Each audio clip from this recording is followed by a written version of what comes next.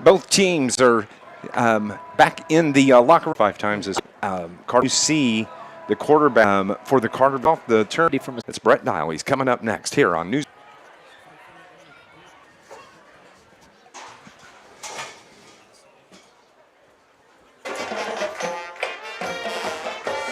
Straight to coach.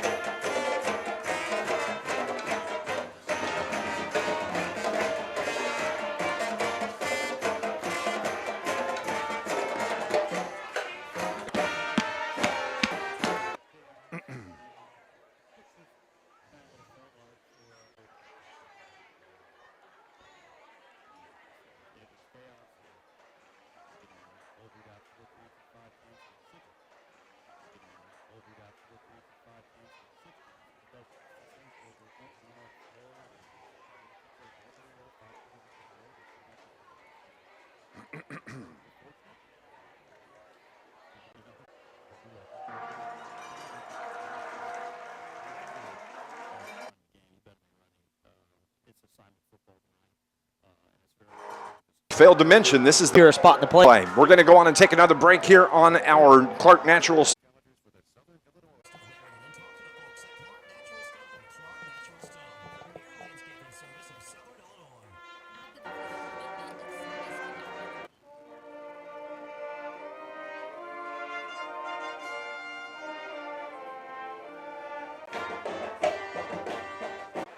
Pulling in.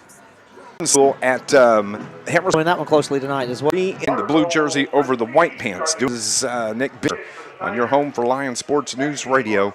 Double. So where he was driven. Sorry, I can't report.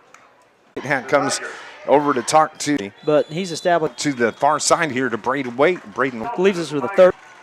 The sideline judge over here says yes, he did. Riley picks that maybe 3 yards for the 15-yard line for something. Get in. He was stopped on News Radio WJPF. JPF. He tucked up a little bit, yeah. So it's kind of hard to see the bottom half. It just looks like that top of an 8. To see the bottom half, it just looks like that top of an 8.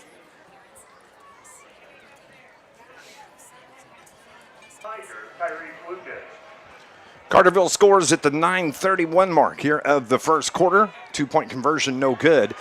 And the kickoff is taken at the 15-yard line by the Herrin Tigers. We're in on a lot of tackles.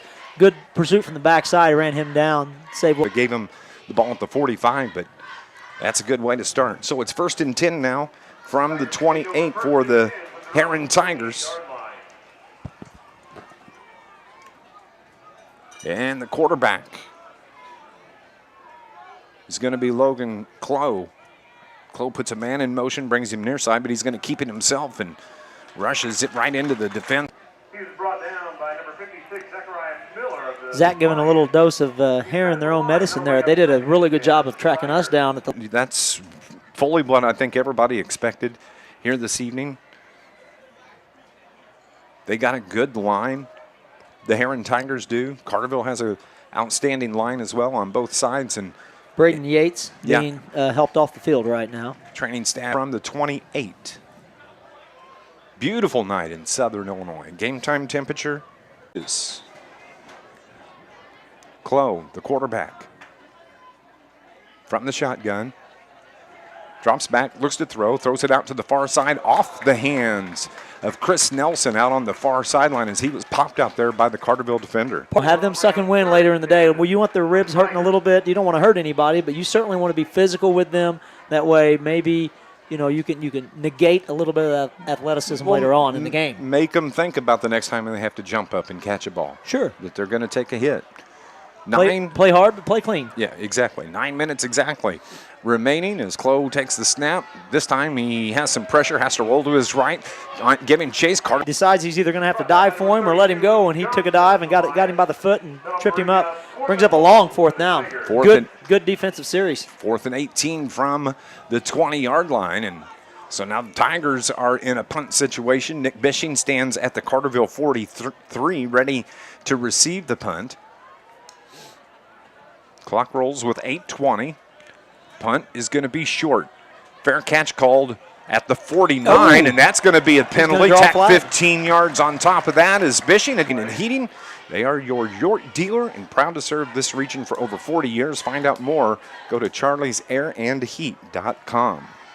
Is it a fair catch or not? So that, again, is going to give Carterville outstanding field position as they place it down at the plus 34-yard line in Herrin territory. So Carterville would like to get another score here. And that's the handoff on the carry for the Carterville Lions. That is Chance Myers. Chance didn't think that he hit the ground on that. They'd wrapped him up and kind of spun him around.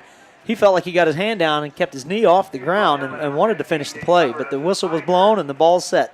2nd and 10 from the 34 as there's no gain. Empty backfield for Skelcher, throws it out to the far side. Parker Poole has it, makes a move inside the 30 where he's finally hit and driven out of bounds at about the 23-yard line. And that is going to be enough to move the chains for the Carterville Lions, giving them another first down. So far we've had a lot of luck that quick pass, get the ball in the receiver's hands early on and let them make a move and try to go one-on-one. That's been a good play for us so far already tonight. Carterville's already got 3 first downs in this game as Skelcher gives it now to Chance Myers once again. And he was popped right there at the line of scrimmage.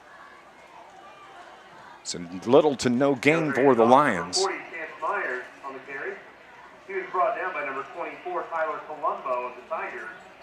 I'm looking for Cozy on the sideline. I'm wondering if they're just giving him a break this series or if he's I was looking as got well. some ailment. I don't know where he's at right now. Right now, Chance Myers is, I see him, Cozy's in front of Ryan Norman, number 3 on the sideline. So it's the snap to Skelcher. He's going to keep it himself, tries to get off right tackle, and he's met right there on the 2nd down and 9 carry. Little to no gain. Actually, a gain of about 3.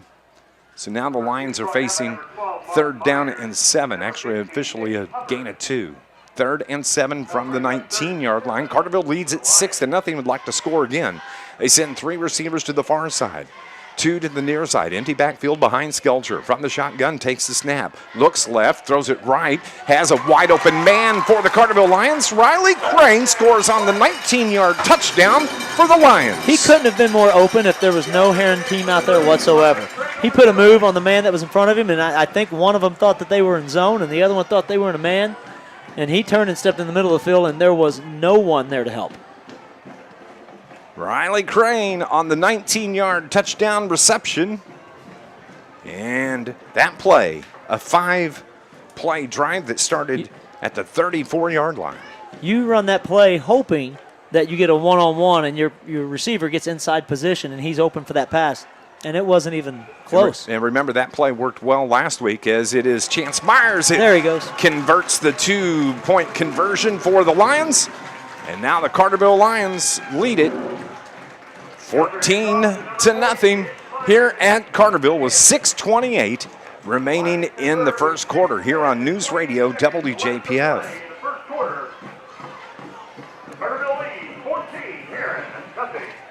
It's a good start. That's a good start. Hello, everybody online. Happy Friday.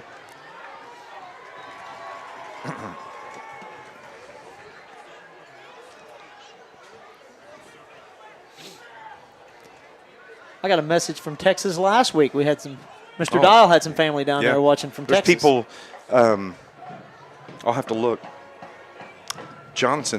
Both the Johnsons, their grandpa out in Arizona is watching. If you're watching, hello, good evening to you. Thanks for tuning in. We appreciate you all watching.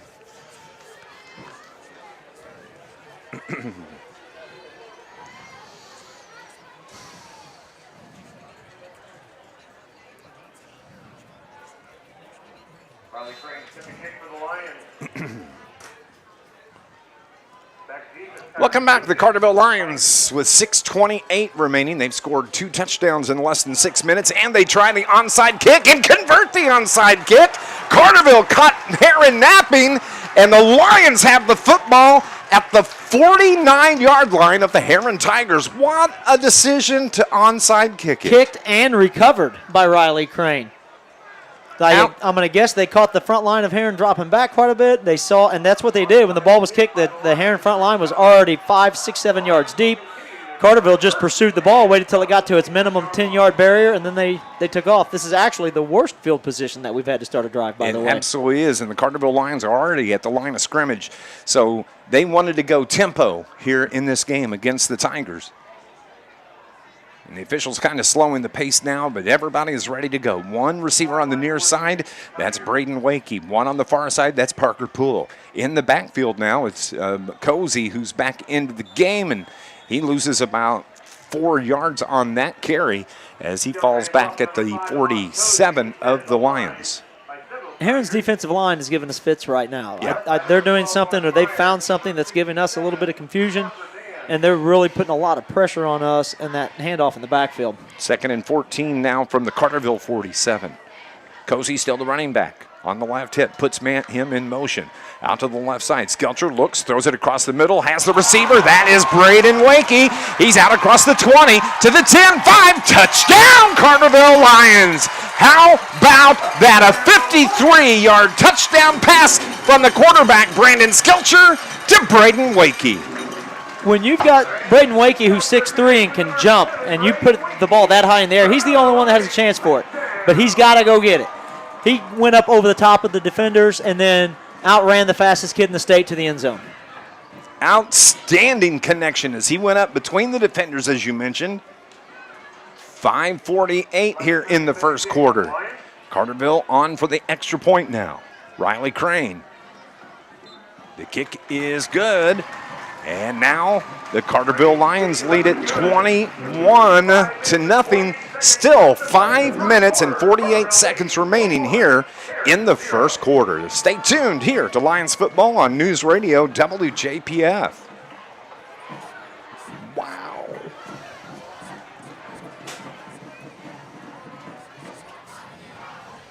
Nope. Don't think it.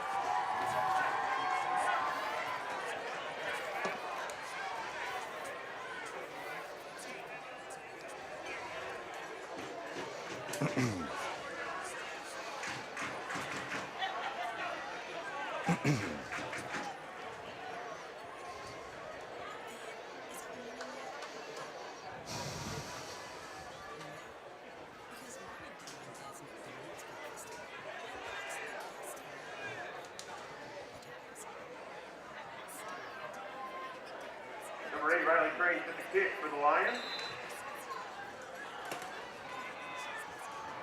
Number 3, Tyrese Lucan set the return for the Tigers. Squib kick is picked up at the 37-yard line for the Tigers. They take it out near the 45-yard line, and that's where the Tigers are going to start here with 5:42 remaining in the first quarter. Malachi McGee on the tackle. Lions defense is walking out on the field, but let's not get too comfortable. Herrin's offense can strike fast. Yes, they can. 1st and 10 officially from their own 44-yard line. Herrin has had the ball one time. This is just their second possession, and Carterville leads it 21-0 here. So close the quarterback from the shotgun. Puts a man in motion. That's Nemeth. And the carry is short of the 45. I would say officially that tackle goes to Andrew Johnson, but I think he lost his footing in the background. I think he tried to make a cut before he got to the line of scrimmage, and his foot slipped out from underneath him. No gain on that carry. Second and 10 now from the 44. Now, is that Chris? Who is that at quarterback? I can't get a number. They put Nemeth in motion. It's Clough again, and Carterville winds up on the football inside the 40-yard line. Are they saying it's a fumble? No, they say an incomplete pass.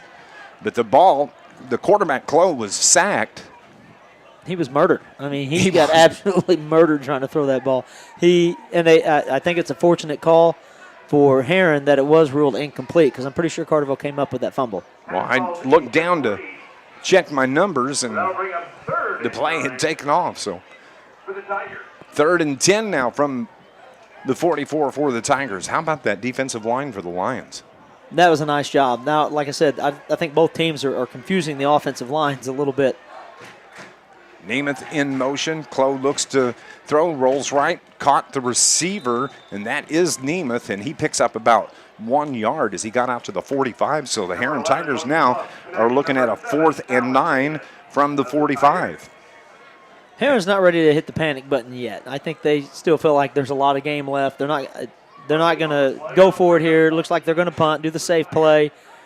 Hopefully their defense for them can get in a rhythm. Otherwise, if it doesn't, this thing's going to be over fast. Punter is at the 35 for the Tigers. Punt was almost blocked. It's a kick that hits at about the 25-yard line. A little bit of a Herrin Tiger roll back inside the 25 where it's down to at the 22. This Lions broadcast is brought to you by International Brotherhood of Electrical. Number 23, Let me try it again. IBEW Local 702. I is dedicated to providing a better lifestyle for members and a better life for all. And proud sponsor Carterville Lions Sports. There's 4:16 remaining here in this first quarter. It's 1st and 10 now as the ball is at the Carterville 23-yard line. And the Lions would like to add on to this 21-0 lead. I mean, I'm watching Herrin defense just keeps putting a bunch of kids in the box and daring us to throw it. 3 receivers to the right side. Skelcher does look to throw. No pressure on him. Throws it across the middle. Found his man. That's Bishing who has it out near the 45-yard line. Those receivers all have good hands, and they'll go up and get the ball. And that was good coverage out there by the Herrin Tigers, Brody Reagan. 25-yard pass completion on a strike from Skelcher. We got a penalty before the snap here. It's going to be against the Lions. Offside against the Lions, so somebody lined up offside. Flag on the play. The ball was at the 45, but that's going to back him up 5 yards. So it'll be 1st and 15. 5-yard penalty on the play. Lions will continue to drive 1st and 10, 1st and 15 from the 40. We got an empty backfield now.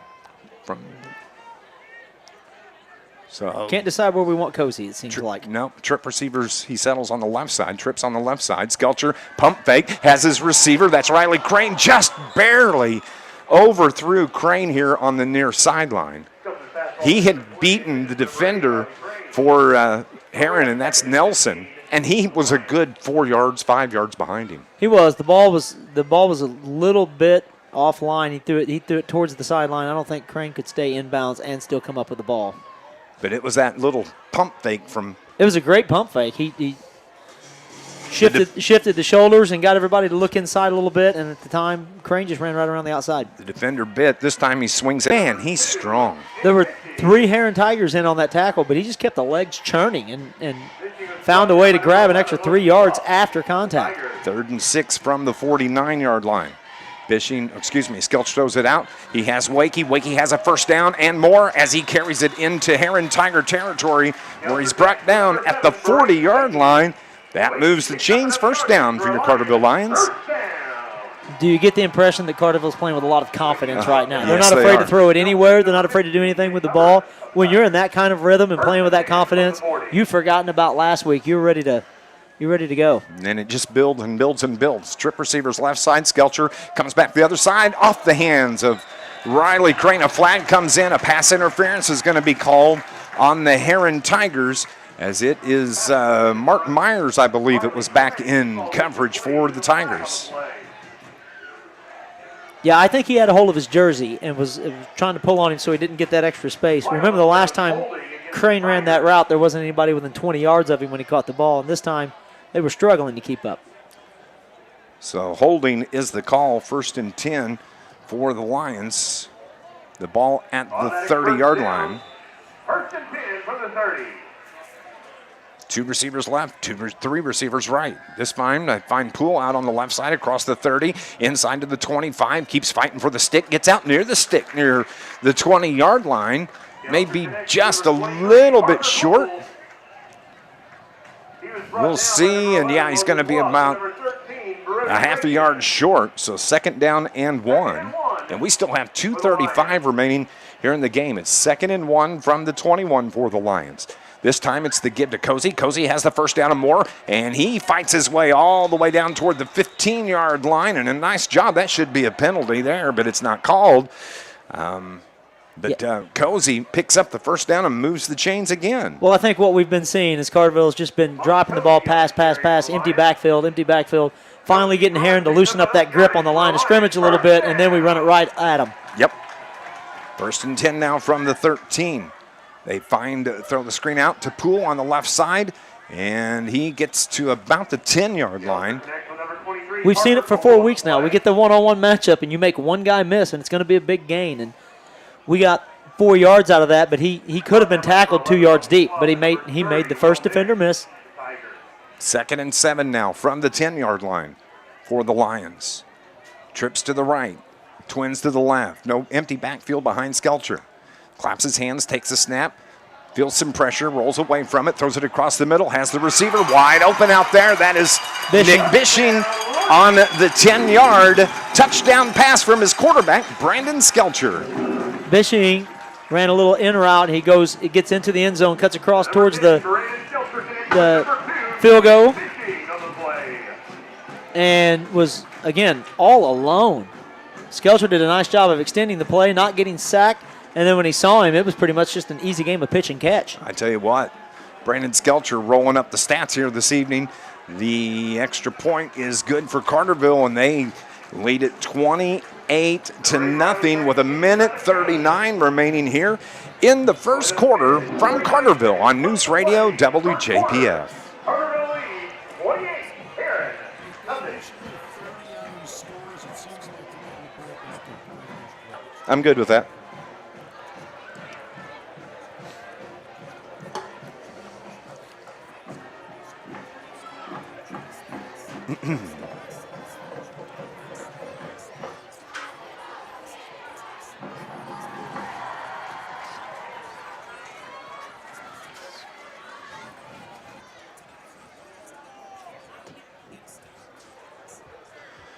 Talk about a contrast between two games. A week ago, Carterville had good drives, but they fumbled and threw the ball away. 5 turnovers a week ago, but tonight, here we're still in the first quarter, to minute 30 left. Carterville scored 4 touchdowns on 4 passing plays. Yeah, you don't want to attribute all of it to the being at home versus being away, but certainly being at Lions Field feels better.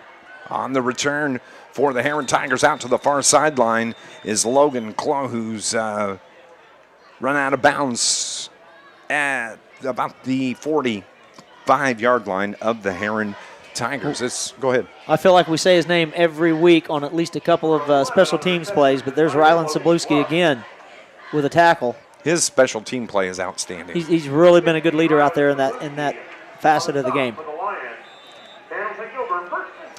Ball lays at the 36-yard line of the Herrin Tigers. 2 receivers to the left side. They have 1 to the far side. Clough takes the snap, rolls left, has some pressure, just has to throw it and get away. Nice job there for the Carterville Lions defensively. As he broke free was Emerson Doan, and man, they are just busting through that offensive line of scrimmage. He did. I don't know if they were trying to set up a screen there possibly, and Doan might have forced his hand to throw that a little bit earlier before the receiver was ready. That's what I saw on that. I think he was trying to throw a little screen back to the right side, but no one picked up Doan or even slowed him down, and that's what caused the disruption in that play. It was like a jailbreak by Doan. He just came through there untouched. Clock is stopped with 1:27. Herrin moving right to left on your radio dial. Clough takes the snap. He's rolling left side, has some more pressure, gets the ball away. It's incomplete. Carterville falls on it, but again, for Carterville defensively, Luke Johnson found a straight path to the quarterback.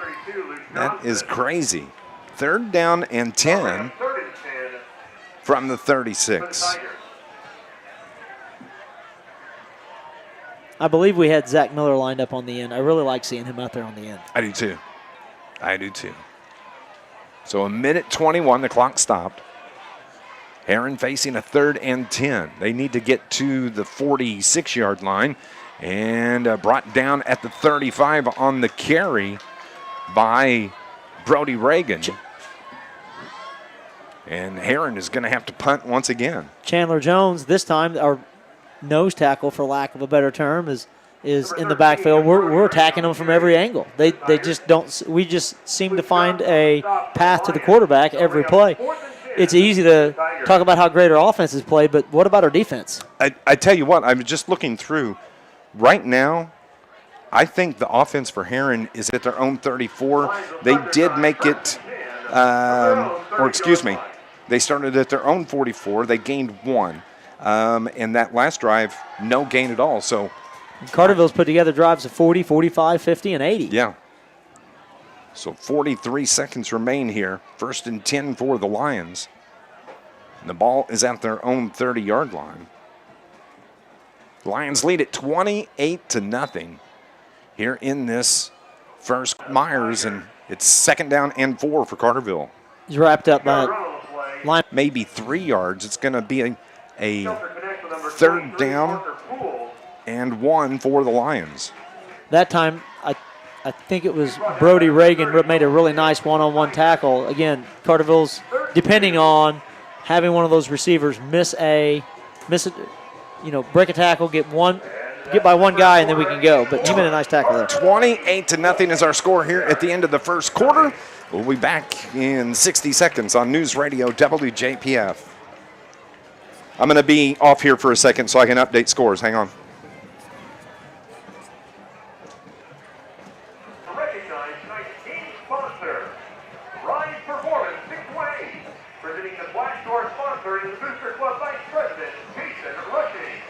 Accepting for Ryan's performance is Coach Dylan Samuel.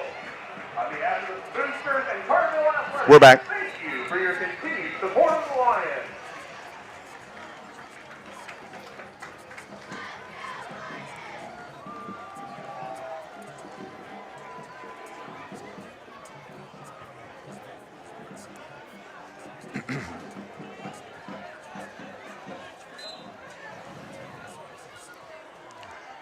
Welcome back as we head to the second quarter, 28-0. Carterville in control here of Herrin Tigers, and Carterville was facing a 3rd down and 2, and it looks like they picked up about 1 on the carry by Cozy. Carterville moving right to left now as we start play here in the second. So they are less than a yard short. So it looks like they're going to go for it here on this 4th and 1 play. Skelcher has got Herrin to jump, and that's going to be an automatic 1st down for the Carterville Lions as they were facing a 4th and 1 from the 39. But on the penalty, it's going to be 1st and 10 you can tell for the them, Lions. You can tell them that's coming. Tell them don't jump, but when you get hyped up and that quarterback hits that hard count, it's just hard to stop. It's just hard to stop, and it's a great play on offense. Now you get a new set of downs and can pull out a lot of plays from the playbook now. Trip receivers far side, near side. Looked right, throws left, finds a wide open Nick Bishing. Straight down the middle for a touchdown for your Carterville Lions. And that is going to be a 56-yard touchdown pass from Brandon Skelcher to Nick Bishing. What's amazing me right now, it's not the completions and that we're scoring like this. What's amazing me is how open we are. Bishing runs right behind the linebackers. And again, there's nobody within 15 yards. He didn't have anybody giving chase. 11:08 showing on the clock. And Carterville leads at 34-0. Riley Crain on for the extra point. Bishing on the snap, the hold, and the kick is good. 11:08 remaining here till halftime. Carterville leads at 35-0 here on News Radio WJPF.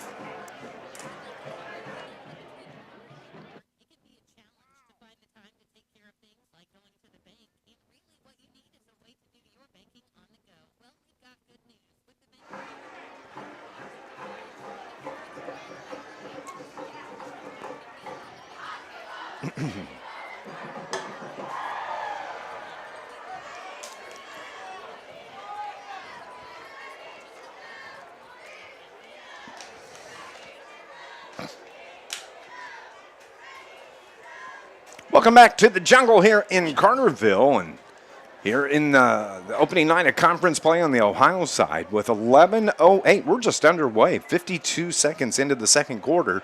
And Carterville leads at 35-0. A 56-yard touchdown pass from Brandon Skelcher to Nick Bishing. And I don't know that he could have been more open than what he was. It's been like that all night.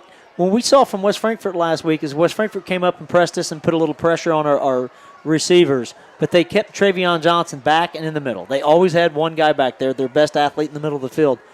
Herrin seems to be pressing everybody up, making us play one-on-one, thinking that they can take us one-on-one, and we're running good routes. And I really think that Skelcher was designed to throw the ball out to the right side. He had Poole step back, and he turned and looked at him, and then just out of nowhere, I think he saw Bishing as open as he could possibly be, and there's no one back to help for Herrin. Yeah, he did pump it right side, and Carterville kicks the ball out of bounds, and so Herrin's going to have decent field position to start. But you're exactly right. He looked right, gave that little shoulder fake, and then just perfect pass right across the middle. And Nick Bishing has really been doing, Brandon Skelcher has been doing so much work with our quarterback coach, Joel Sambursky. Who better to help coach you on the sideline through the entire week than Joel Sambursky? And you can tell week to week to week the confidence of Skelcher is just, and the ball is perfectly thrown.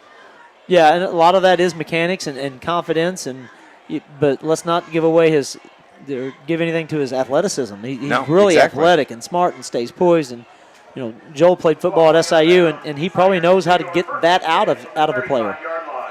Here come the Tigers from their own 35-yard line, trailing 35-0. They need something. They don't have virtually. That's probably the biggest plus yardage play, as it's a gain of 9 for the Tigers. They get it out to the 44-yard line. I really feel like he was fortunate to complete that pass. It was a great pass. He put it right in the middle of coverage, hit him in the number through at least 3 sets of Carterville arms to get there.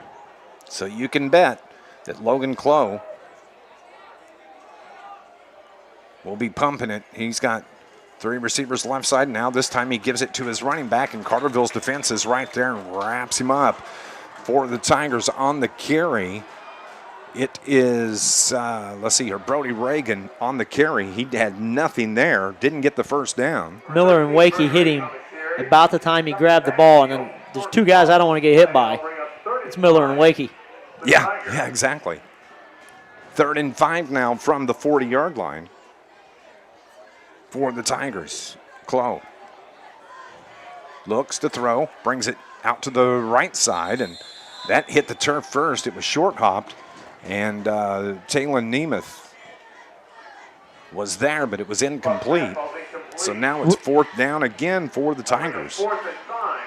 I think Taylor felt like he caught the ball, and we couldn't see from our angle if he did, but it was going to be a minimal gain anyway. He was going to be well short of the first down marker. I mean, he was on the ground as he caught it. Herrin's going to go for it. They have to go for it. You can't be punting it away down 35-0. No. 4th and 5 from the 40.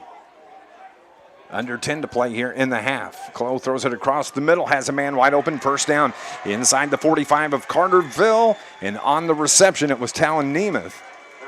First down, that's going to move. That is the very first down for the Herrin Tigers, and it comes here at the 9:51 mark of the second quarter. Nice play. They found a soft spot in the middle of the field, hit him coming across. Again, Carterville put a lot of pressure on the quarterback, but it was a nice throw and put it where it needed to be. They needed that first down. For Herrin to stay alive and yes, build any kind of confidence whatsoever, they can't give the ball to us on their 40-yard line. So they have it at the line 40. Clough takes the snap, throws it left side. It's caught out there, gain of 3. And on the reception, it's going to be Chris Nelson. Second down now for the Herrin Tigers. Carson Banks sits behind Nelson and waits till the ball gets on him, hits him immediately. He's not going to give him a chance to take a step on him. Nope. Gain of 3 on that reception from Chris Nelson. Second down and 7. They have 2 receivers to the right, 1 to the far side. Throws it out to the left side. It's caught it's incomplete, actually. Nice coverage out there by the Carterville Lions, and knocking the ball to the turf was, again, Carson Banks. So Banks, I think, actually got a hand on that ball. I'm sure as a defensive back, especially in high school, or college, when you see the receivers on the ground to catch it, you might as well die for it. Yeah, absolutely. Do anything, because it's not like he can pick it up and go and run. Exactly. So he's down if he catches it. You might as well lay out and try to put a hand on it, and he played everything he had for that and got a hand on the ball, knocked it to the turf. So it's 3rd and 7 now from the 37 of Carterville. Clough drops back, feels some pressure, takes it straight up the middle, and is going to pick up the first down and about another yard more. That was a hard run by the quarterback from the Herrin Tigers. I would guess that was probably a design draw. He caught the ball, took one step back, did a little shoulder fake, and then ducked his head and ran. He didn't have any intentions of throwing that ball after he took that first pump step. 1st and 10 from the Lion 29 now. The best drive of the game for the Herrin Tigers. This is the 8th play of this drive. There, you're scoreless. They trailed 35-0. So Clough looks back toward the sideline. Head coach Taylor Perry out there. Everybody checks their wristbands. Clough stands at the 35-yard line, running back on his hip. Takes the snap, looks to throw, throws it deep down the left side. That's a lame duck, and it's picked off out there by the Carterville Lions at the 10-yard line, bringing it up across the 30 to about the 40-yard line. And Carterville intercepts the pass, and man, that is outstanding defense by Riley Crain on a lame duck pass. So there is a flag on the play, and it was a chop block. It was thrown before the pass was even thrown. Obviously, Carterville's going to decline that, take the ball. And here they are again with they're close to midfield. They don't have a long way to go to the end zone again. No. Your defense again stepping up and giving your offense a really good field position. And now your Herrin is they've got to be deflated right now. So Carterville has it at their own 42-yard line as they do decline that penalty. But Carterville would love to get another touchdown on the board. They're up 35-0. So the offense is ready to go. I love the tempo of this Lions team here tonight. Yeah, as soon as the ball's set, they seem to be confident in what they're about to do. It's the gift. Cozy straight up the gut. Powers his way forward for about 3, maybe 4 yards. The clock has stopped. Now it's rolling. He's brought down by Vaughn again, who's been pretty busy on the defensive end for Herrin. We have a timeout on the field with 7:44 remaining. Lions lead it 35-0 here on News Radio WJPF. We'll be back in 60.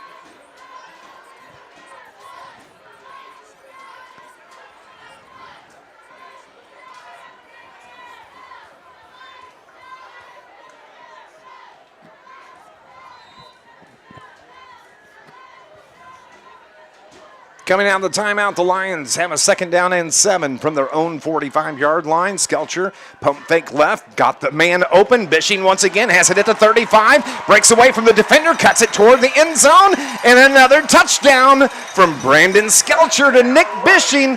That one is going to be 58-yard touchdown pass. Set him up with the quick pass out to the flat. It looked like he turned and gave like you said on the play call, a good pump fake. The defensive back comes up, and Bishing just releases down the field. He had 3 steps on his defender, and by the time he got to the end zone, he had 5. 7:33 mark of the second quarter, and a 58-yard touchdown pass. And all but probably 20 yards of this has been in the air for the Lions.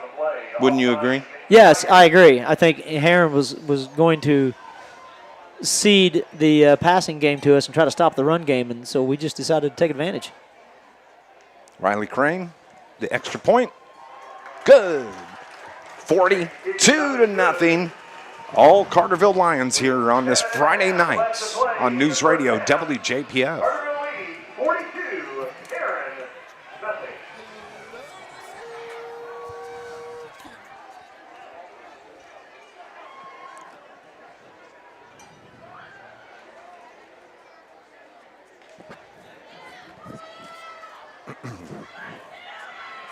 Start getting those live reads in. You should have run out of time. No, I got 2 more to get. We'll get one of them. Yeah. Here.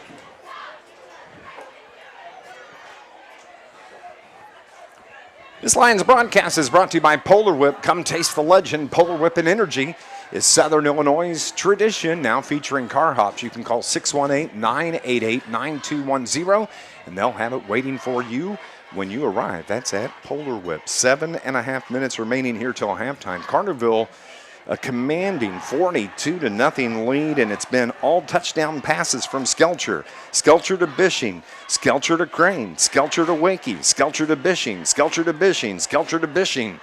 42 points here in the first 17 minutes of this game for the Carterville Lions. So right now you're thinking for Carterville, we want to stay healthy, obviously, but you don't want to go out there and get sloppy, and you don't want to get chippy with the other team. You need to go out. You need to go out and take care of business. As Chris Nelson takes the kickoff, and he's brought down. Great coverage out there by that Lions defense. As Nelson is brought down at the 20-yard line, and that's where the Herrin Tigers are going to start. No, and absolutely. And I know people are thinking, okay, so when does the running clock start? Running clock does not start until second half. Correct. So Carterville is going to have to keep the pressure on, and there's still 7:27 remaining, and that's where the Herrin Tigers are going to start here on this drive. I'd like to point out we've been trying to keep the ball away from Nelson, kicking away from him. That time he gets it, and he gets to the middle of the field, tries to put a move on Owen Stevenson, and he just brought him down. Nice solo tackle out in the middle of the open field. 2nd and 10 from their own 23 for the Tigers. Everybody in tight, power offense, and it's the dive right up the middle. And a gain of, there's bodies falling all over the place, and coming out of the pile is Dawson Mateer. Again, when you have those plays where everybody's stacked up and you're all jammed in the middle there, that's when things start to get a little chippy. That's when you start to hear some mouthing, and you just don't want your team to be a part of it. What you don't want to do is get somebody in trouble or in a fight or kicked out, and you've got to sit out next week. You need to play clean ball and play smart here. 2nd and 6 from the 27. Again, everybody in tight, balls on the turf. And who's going to come away with it? Carterville comes away with it out of the pile, but let's see what the call is. Nothing official. The ball was definitely fumbled.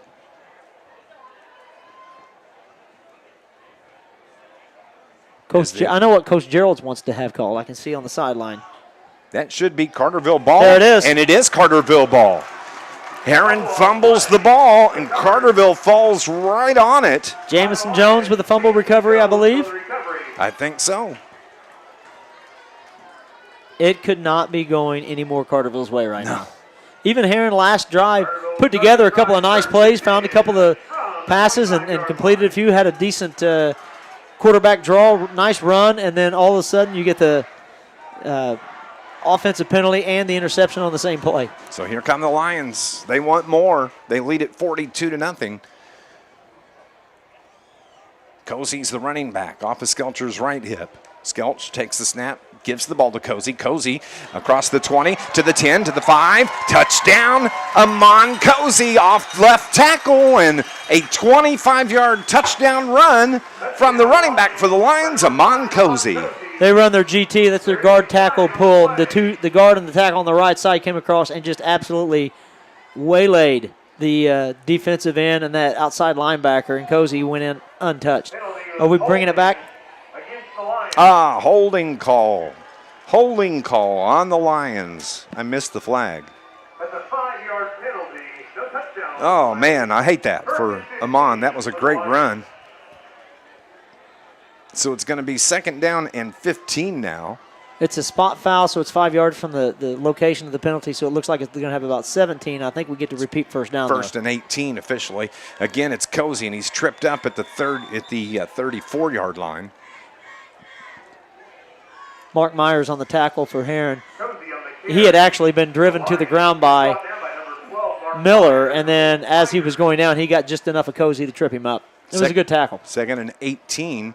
That was a loss of 3 from the 33 now. Lions come to the line of scrimmage. Tigers have 8 defenders back, 3 on the defensive line. Now they bring in a 4th, bring the swing pass here to Parker Poole where he's wrapped up at the 35 in this drive. Carterville's just going backwards as they are dropping 8 defensive backs back for the Tigers. Yeah, every button that Carterville has pushed has been the right one tonight. So Herrin's, I think they're scrambling right now. They do have a safety back to try to help with that pass over the middle, maybe put a little extra coverage. So the Lions have lost 10 yards on this possession with 5 timeout, letting the play clock work itself down to 1 second, and they call the timeout. We'll keep it here. This Lions broadcast is brought to you by Stephen Rich's Barber Styling, a full-service salon on Division Street in Carterville. They are open Tuesday through Friday from 8 until 5, Saturday from 8 until 2. What a first half for the Carterville Lions. Yeah, everything's been going their way. They've minimized the mistakes. They've continued to put pressure on Herrin defensively.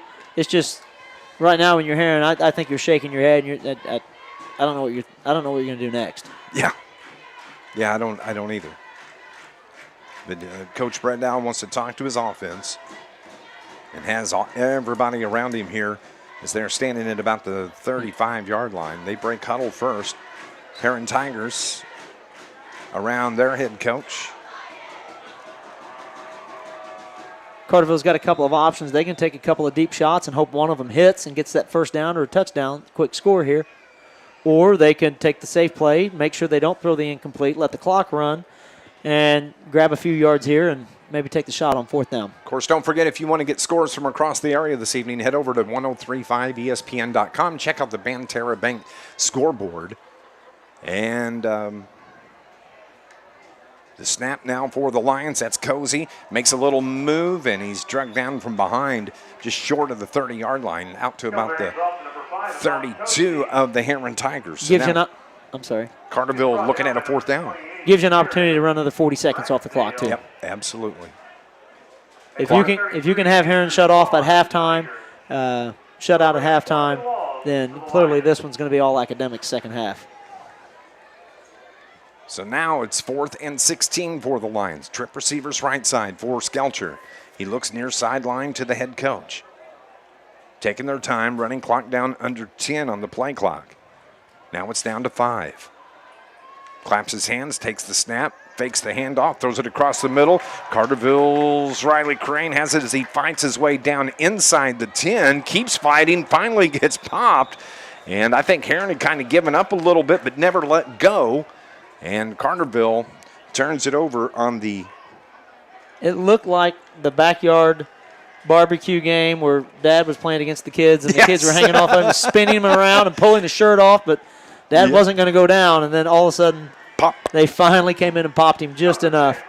Kept him about 3 yards short from the first down. Still a big passing play, big gain on that one. Yeah. Just not enough. Change of possession gives it back to the Herrin Tigers now. So now defensively, Carterville needs to hold Herrin here because they want that 40-point lead going into halftime.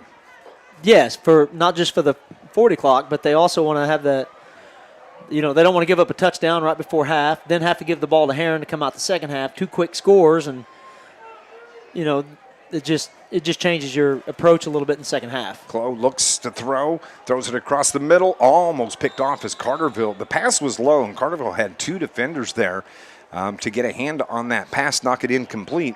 So it's second down now for the Tigers. Quarterback was in a lot of traffic whenever he had to throw that ball, and you're right, it came out low and looked a little funny. He wasn't even close to hitting his receiver on that. So either there was a major miscommunication or one of the defensive linemen got a piece of that ball. 4:03 with the clock stopped here in the second quarter. Coming up, we're going to have our Bank of Herrin halftime report. A lot to talk about. Just recapping this game, we'll update scores from around Southern Illinois. Clough has pressure. He's going to keep it himself out across the 20, the 25, to the 30, the 35, where he comes up a little bit short, about the 33. It's enough for a first down, and that's going to move the chains for the Herrin Tigers. When he got loose and started to scamper a little bit, it was Riley Crain that finally runs him down. But he had a lot of open space. That was a nice run. Yes, so far, their best running play has been that quarterback draw. One was by design, and this one, I think, was by just sheer emergency. So Clough sends 2 receivers left, one to the near side, gives it to his running back, and Carterville's defense just popped him right there. On the carry, it was Brody Reagan. He just got buried. I think it may have been Zach Miller that got to him first. Yeah, Luke Johnson and Zach Miller got him, and I think Luke slowed him down and changed his direction, and Zach just finished the job. Loss of 2, 2nd and 12 from the 32-yard line. That'll bring up 2nd and 12 for the Tigers. Clock rolls to close to 3 minutes. Clough, high snap, he controls it. It's the quick pitch. Ball is carried by Brody Reagan, trying to get outside. Gets to about the 37-yard line. And that's where he's finally wrapped up there. That almost went really sour for Herrin as well. Yes, it the did. pitch was bobbled by Reagan a little bit. He finally got a handle on it and then made a nice gain from where he was at, but they just about pitched the ball into the Carterville hands. 3rd and 7 from the 36 officially. Pitches out number 13, Brody Reagan for the Tigers. Clock just keeps ticking away. 2:25 now here in the second quarter. 2 receivers right, 1 to the far side for the Tigers. Clough throws it across the middle, has his man right there. That's Talon Nemeth. Nemeth is brought down at midfield, where it's going to be enough for a Herrin Tiger first down. Moves the chains. Yeah, there's flashes of some really good plays by Herrin. That was a nice drop back. Looked calm under pressure. Threw a really good pass to Nemeth. And another nice gain for Herrin. From midfield, 1st and 10 from the 50. Clough this time throws it left side, has his man out there. That's Nelson, and it falls incomplete. It was off the fingertips of Nelson, who kind of had to leave his feet to make the catch. And now it's 2nd down and 10. Yeah, it looked like he was running a route where he was coming in towards the field, and when he dove for the ball, he ended up diving back towards the sideline, and you're just not going to come up with that catch very often. That's not a high percentage catch. There's a whistle. The officials, so it's an official timeout. I think there's a clock issue. They're trying to reset the clock. 1:50. They want it set to 1:50. It shows 1:38. Play clock, minute 50. Don't forget, coming up after the game tonight, Jared Kennard, River Radio Sports Central. We'll update scores from around Southern Illinois. We have a timeout on the field here with 1:50. We'll take a break as well. We'll be back in 30 seconds here on News Radio WJPF. Have you gotten any scores on that? Murphy's up 42-0 on Massac. No. Oh, on Massac, yeah. Yes. Marion is down 8-6. That's Christian County. That score's 30 minutes old too. Okay. Well, let's give. Is there any on your website? Or is I can't get on. I can't get on my. Johnson computer. City was behind to Fairfield, and now they're up 14-8 in the second quarter. 42-0 is our score here at Carterville. Let's update a couple of scores. Keenan's got them here this evening. Cesar Villiers is up on Carmine White County in the Black Diamond, 16-14 at halftime. Flora also in the Black Diamond, up over El Dorado, 12-8. And then Johnson City just scored again, puts them up 20-8 on Fairfield. They were down early in that game. Also showing West Frankfort up 8-7 on Pinckneyville. Minute 50 remaining here till halftime. It's 2nd and 10 from midfield for the Tigers. Coming out of the timeout, they throw it, and Carterville picks it off at the 45-yard line. On the reception, or the pickoff for the Lions, it is Luke Johnson, and he brings it all the way down to the 32-yard line of the Herrin Tigers. Luke Johnson, when he caught that ball, looked like he was on a mission to get to that end zone. He was. He lowered the shoulder pads and got behind those and was running hard. I'm glad I wasn't the guy who was saddled with the job trying to tackle him. And him with that, he's playing with one hand and still takes care of the ball there. Man, he just rolled right in front of the receiver and picked it off. And officially the ball is going to be at the 35-yard line of the Herrin Tigers. I think Carterville obviously would really like to score here, but the main thing is you maintain this 40-point lead. The second half starts. It's going to be a running clock no matter what the result from there on out. Yep. So they're going to want to run some clock too. Throws it out to the far side, gets it out near the 30-yard line, and a reception and carries it down to the 25. And is that Parker Poole? That is. Parker Poole with the catch out there. Well, it took both Chris Nelson and Mark Myers to get him out of bounds. Parker Poole has ran really hard and have been a hard tackle today. 2nd and 1. It was a pickup of 9 for Poole. Now it is Cozy that is going to be just a little bit short. So the Lions now are facing a 3rd down and 1. Carterville's got a player down. And I'm wanting to say now finally making their way to their feet. Is that Cozy? Here comes Yes, but Chance he's running Meyer. off. He's running off on his own power. He seems to be a lot better now. I think he may have lost his shoe. Chance Myers in to replace Cozy. 2nd down and 1. It's actually 3rd down and 1 and a 1st down for the Carterville Lions. Will move the chains as the clock rolls to 35 seconds here in the 2nd quarter. Chance Meyer, you know, he's not a big guy either. He's 5'7", 145 pounds, but he runs strong. He does run up and down, but he hits that hole hard. He's showing really good signs of speed. Clock rolls under 30 seconds to play. Carterville. Chance Myers is the running back off the right hip of Skelcher. 2 receivers left. They put from 19 yards out. Nick Bishing on the touchdown from 19 yards out.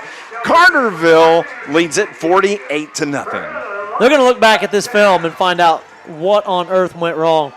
I can tell you what went right for Carterville on that. Bishing made a fantastic catch. Yes, he did. He was running in, slanted to his right, and the ball was just a little bit behind him, and he turned around and catch the ball facing the sideline. He's going to be pleased with that when he sees that one on film. They're going to be pleased with this first half film all around. The snap, the hold, the kick is good. 49-0. It's all Carterville Lions with 12 seconds remaining here in this first half. We'll be back in 30 seconds on News Radio WJPF.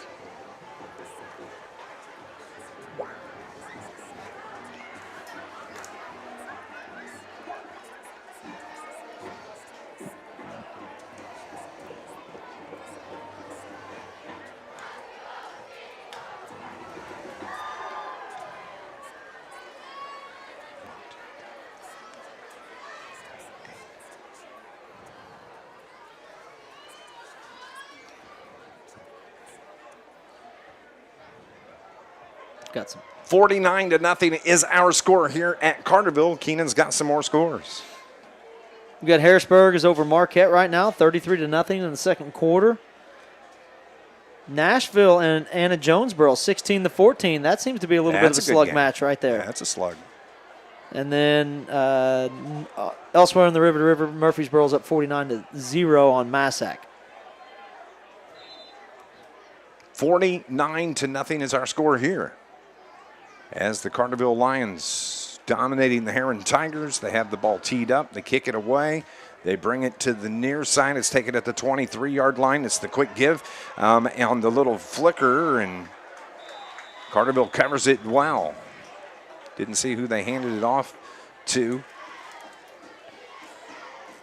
But the clock is stopped with 5:04 as they handed it to Kyrese Lukens. Lukens into the game. That's the first time we've mentioned his name tonight. It is. It was almost like, who was it who received it? Was that Chloe that received it? Yeah. It was almost like he looked up and he saw the the wall of Carterville jerseys, and he flipped it to Luke and said, "Here, you take it." This is what it looked like. It didn't look like a design play, and Lucan's just like, "I'll take it." Lukens is nursing an injury. And he comes off the field over on the far sideline. Clough under center, and they're just going to run the clock out. No, they're not. They're going to give it to their tailback on the carry. That's Dawson Mateer, and Carterville wraps him up, and that's going to end the first half of football. What a half of football it is for your Carterville Lions. They lead it 49-0 here at Carterville. Stay with us. Our Bank of Herrin halftime show is coming up on News Radio WJPF.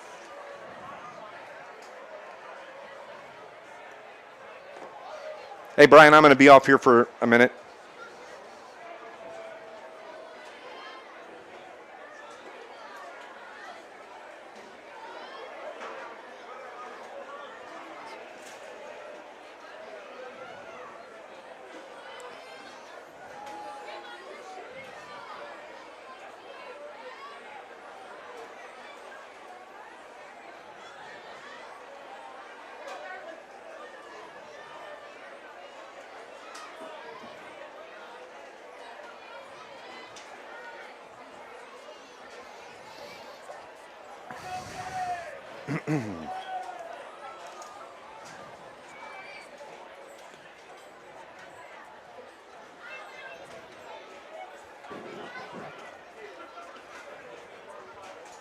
We're back.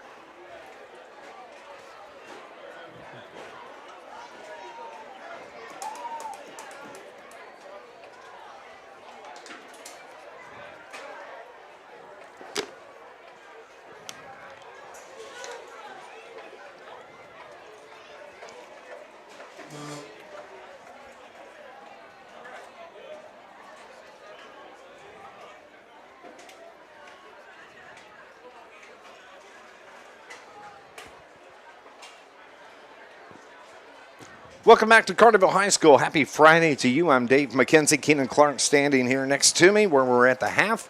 And it has been every single bit all Carterville Lions here tonight. 49-0 here at the half. Ohio division of the River to River. Here comes Carterville. Yeah, no kidding. Well, I mean, when you step in and you make a statement like this, your first conference game in a new conference, you've never had this conference matchup with Herrin. What a way to start the game. Outstanding. Well, I want to talk about that. The switches in the conference coming up here a little bit later here. This is your halftime report. It's brought to you by the Bank of Herrin. Let's update what took place for the Carterville Lions. And the one thing most impressive to me, Keenan Clark, was the fact I loved the up-tempo pace that the Carterville went, and they did it from the very first offensive play all the way to halftime. Yeah, it felt like Carterville was playing downhill the entire game. Offensively, defensively, a lot of confidence in the play calling, the confidence in the personnel that was on the field. Just an outstanding game so far for the Lions. Carterville got the first kickoff in 7 plays. It was a 15-yard touchdown pass from Brandon Skelcher to Nick Bishing. The 2-point conversion, the Lions had got the Tigers to jump offside. They tried to go for 2. Was no good. So with 9:31 remaining in the first, it was 6-0 Lions. Herrin gets the football. 4 plays later, they have to punt it. Carterville gets it back. 5 plays. It's a 19-yard touchdown pass from Skelcher to Riley Crain. The 2-point conversion was good. Got it back to 14-0. That's at the 6:28 mark. Carterville then comes back and they execute a perfectly placed onside kick. They recover the football 2 plays later, 1 minute after the prior touchdown. It was a 53-yard touchdown pass from Skelcher to Wakey. At the 5:48 mark, the extra point was good. Lions up 21-0. Herrin gets it back. They go 4 plays. They have to punt it away. Carterville gets it. That drive went 10 plays. That was the biggest drive of the first half for the Lions. And with 1:39 remaining in the first, it was a 10-yard touchdown pass from Skelcher to Nick Bishing. Extra point good. Lions led it 28-0 at the end of the first. Lions have the ball going into the second quarter. They complete a 5-play drive. with a 56-yard touchdown pass from Skelcher to Bishing at the 11:08 mark of the second quarter, 35-0 after the extra point conversion by Riley Crain. Then Carterville's defense steps up. The aforementioned Riley Crain picks off the pass, gets the ball back for the Carterville Lions. 2 plays later, a 58-yard touchdown pass from Brandon Skelcher to Nick Bishing, and then Herrin fumbles the ball. Carterville gets it back. They can't do anything. That was the only possession of the first half that they couldn't do anything. They give the ball back to the Tigers on the change of possession. Herrin gets it back. They've got a nice drive going. They have it to midfield. Luke Johnson of the Lions steps in front of a pass, picks it off, gives it back to the Lions. Carterville, 4 plays later, scores on a 19-yard strike from Skelcher to Bishing. Extra point good. That's where we stand, 49-0. 2 thoughts here as I'm thinking about all these touchdowns. I wonder what the school record is for passing. Okay. I don't know the answer to that, but the night that Brandon Skelcher has had, this night's going to be part of the conversation. I don't know what that record is. I'll have to do some. The issue is he's probably not going to touch the ball much in the second half. Exactly. Like his yardage for the night is close to finished. Yeah, exactly. But 49-0 here at the half. You know, I mentioned earlier that I felt like Carterville was playing with this supreme confidence, and you have to have good confidence. You should have confidence like that when you're playing at home. You got a county rival coming in. But go back and look at, just to put an exclamation point on that, look at the onside kick after you were up 2 scores.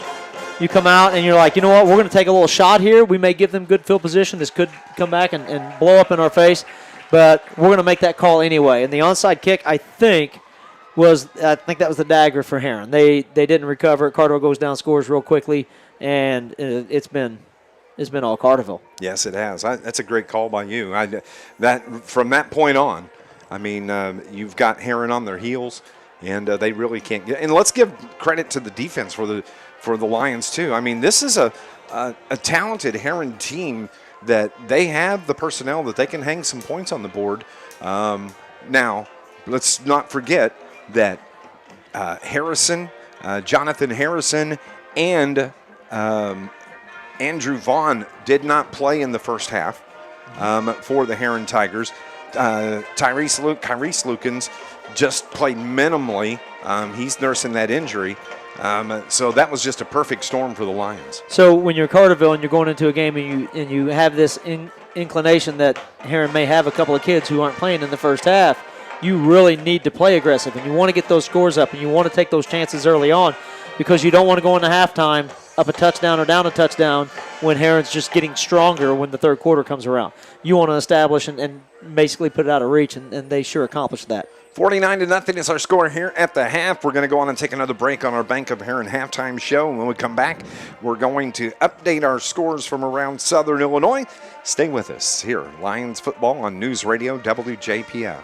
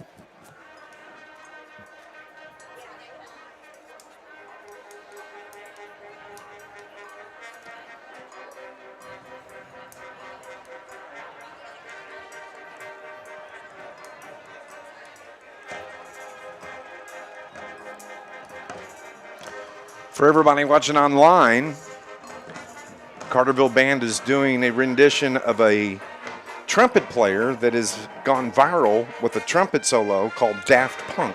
Oh, yeah. And I love this thing and this song. I'm not joking, I bet I have watched it 300 times. Really? Yes. Welcome back to Carterville High School on your Friday night where we're at the half. It is 49-0. 6 last minutes until we get into the second half. And Keenan, you got some scores there from around Southern Illinois. But I also want to talk about tonight's the first game in the realigned river-to-river conference. Of course, Carterville for years played in the Mississippi division. Now they're playing in the Ohio division, which includes Harrisburg, Herrin, Massac County, Murfreesboro.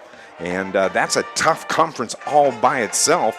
And the first game tonight has Herrin, of course, here at Carterville. Harrisburg has a non-conference game against Alton Marquette, and then Massac is home on the road at Murfreesboro. Let's update some scores. Yeah, Murfreesboro's running away with this. It says that they're up 49 to nothing at halftime over just like our game over Massac. Yeah, and then that's going to be. You don't want to start thinking too far ahead, but that could be a fun matchup whenever we get to see the athletes and the team that's coming from the Red Devils over there. DuQuoin is up 14-3 on Benton. I'm sorry. So that's still a ball game. We know how Benton scratched and clawed till the very end against us and came out with a big second half. And then Harrisburg is up big on Marquette. So on the Mississippi side of the division, you have Anna Jonesboro, Benton, DuQuoin, Nashville, Pinckneyville, Frankfort. And Nashville's up 16-14 on Anna Jonesboro. Anna Jonesboro's got the Wildcats still hanging in that one. Where's that game at? I guess that game is at Nashville. At Nashville. And this is Todd Dietering's last season as head coach at AJ. And Brett Dietering. Brett Dietering. Yes. What did I say? You said Todd. Todd. Yes. Brett. Yes. Sorry. Brett's been there a long time. Yes, he has. And so Anna Jonesboro, they're giving Nashville all they want tonight. They're in Washington County. Next week, Carterville Lions are going to be home. The second gets homecoming next weekend. It is. St. Joe Ogden coming down here to see what Carterville's got. I think we'll have a really big crowd.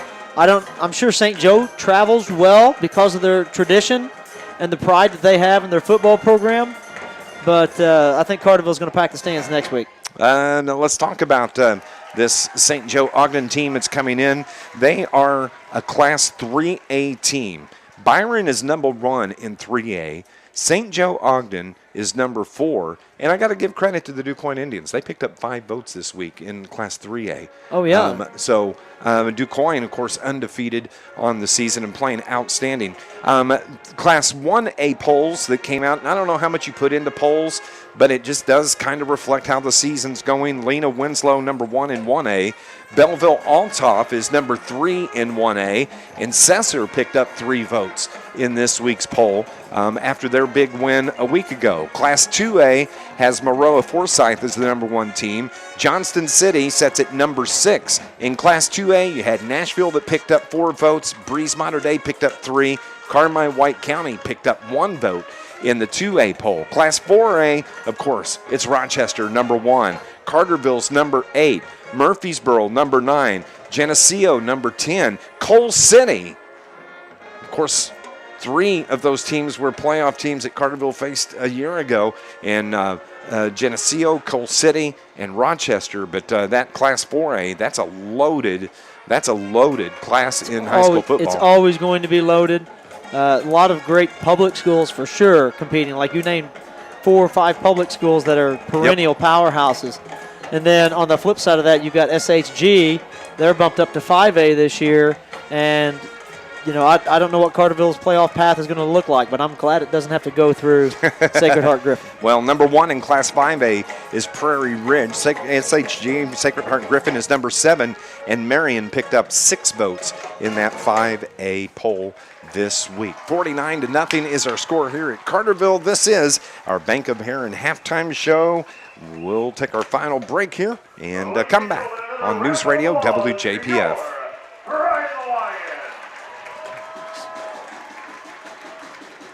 Crain will perform in their first competition tomorrow at the Drums and Apple Time in Murfreesboro. Tomorrow at 6:15 p.m.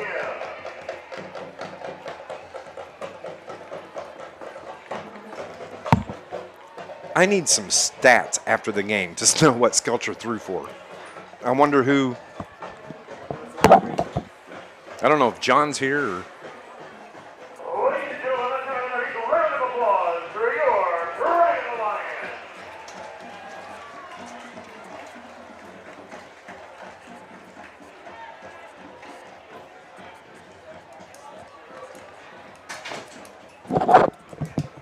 Let me see if I can text.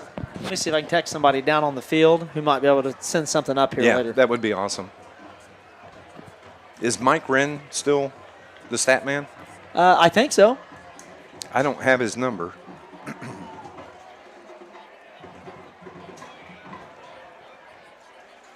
Let's see who we got down there.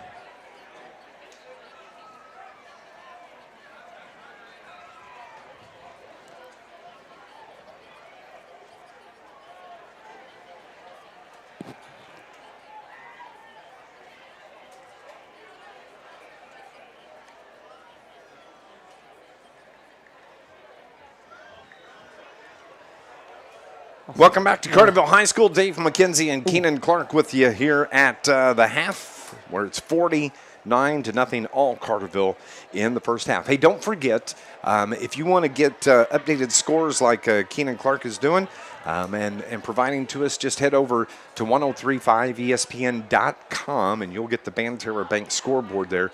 You'll find some of the scores posted as well. But coming up tonight, somewhere between 9:30 and 10 o'clock, I would say you can go on Facebook and Twitter. If you haven't, we've got River Radio Sports Central with Darren Kennard.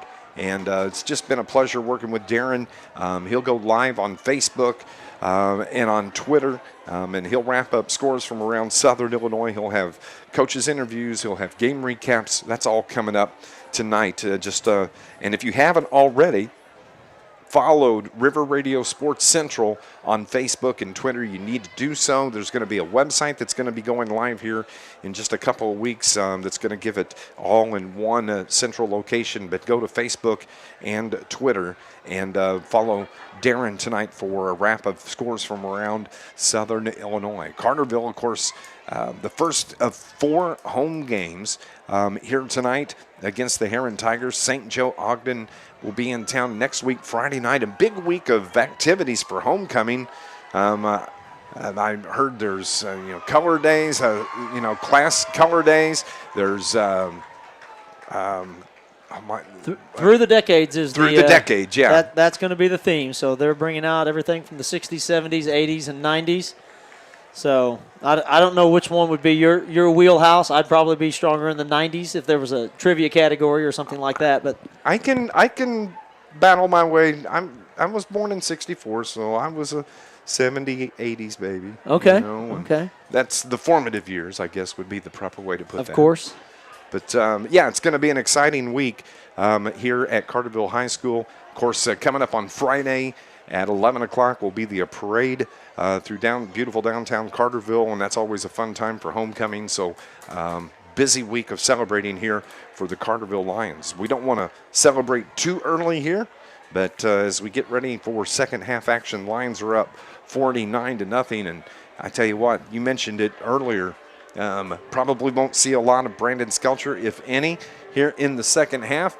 But what valuable experience this is for the underclassmen that the practice team members, the guys that stand on the sideline for most of the game, and now they're going to get on the field and get some varsity experience against a cross-county rival. Right, and you said it, it's about getting some varsity experience. It's not just about making them feel good. Obviously, you want to give them a reason to come back and play hard and contribute, make them feel like they're a part of the game. But you need to find out what you're comfortable with. If for some reason a couple of guys go out or someone gets hurt or something happens and you've got 3 young kids on the field on your offensive line, defensive line, find out what they can do. Find out what your whose hand you want to put the ball in. Right now you're probably getting a few different kids in on your kickoff team. Did you get them get their cleats on the field a little bit? And like we said earlier, just try to see who's going to show up. And best of all, it is a running clock for the Lions. It is the 40-plus points, 40 or more points, automatic running clock. The clock will stop with the injury, officials timeout, touchdown. And that's about it. 49-0 is our score. And it's going to be the Herrin Tigers that will have the ball first here to start play in the second half. People will ask, well, what if they get within 40? What if, Herrin Doesn't comes matter. out and scores, 2 touchdowns, all of a sudden they're only down 38, 37. It'll still be 40 clock. The clock is set for the second half. It's going to continue to roll. Yep, absolutely. So Carterville's going to kick it away. And out to do the kicking here in the second half is going to be Carson Davis. Carson stands 6'1", the sophomore. Tight end, defensive end, but he'll do the kicking. He's a left footer.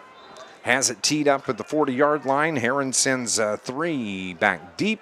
And it's a little in-between kick that's going to scoot down inside the 20 where it's finally picked up. Brought out across the 20 to about the 23-yard line.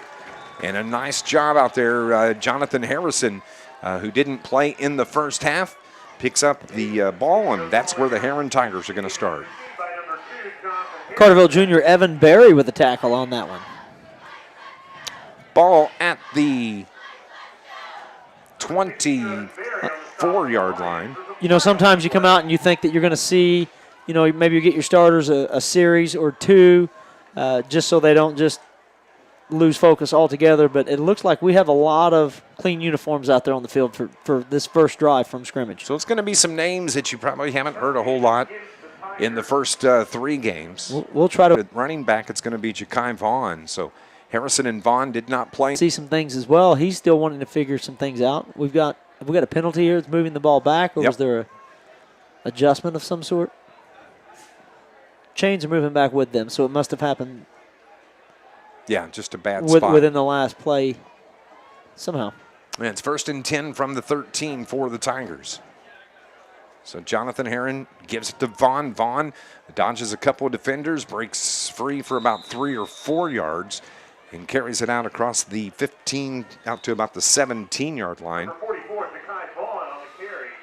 Braden Reinhardt, Ethan Hendricks, a couple of names we don't get to say a lot, but did a nice job of bringing out a good running back right there. 2nd and 6 from the 17. We've got an illegal block. Yep. Looks like they're going to replay first down after they reset the ball.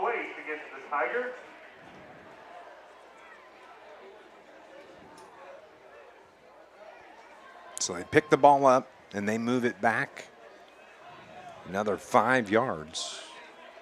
Actually, they move it back 10 yards. So now they set it down back at near the 5-yard line. So officially it's the 7-yard line. It's 2nd and 16 from the 7. Harrison gives it to, he rolls out. He's going to keep it himself, cuts outside the 20, and he's spun down at the 22-yard line. On the carry, the quarterback keeper by Jonathan Harrison. Sobolewski was tied up with one of the receivers and broke free and made a good tackle to save that big chunk of yards for Harrison on that one. And I've got a feeling that they're going to be capable of grabbing some big chunks here. Gain of 14 on that carry by Harrison. It's 2nd and 1. As the Tigers come to the line of scrimmage. Actually, gain of 15. Harrison has Vaughn, puts a man in motion in Nemeth, and it's Harrison that's going to keep it. He looks for a block, tries to get it, gets past, and picks up the first down where he's brought down right at the sticks, and a flag comes in. There was one early in the play. Looked like a holding in the backfield, or at least from the location of the flag. And then there was one after the play out of bounds after he's knocked out. Yep. So should be offsetting. The clock's going to continue to run whether it's offsetting or not. Yep.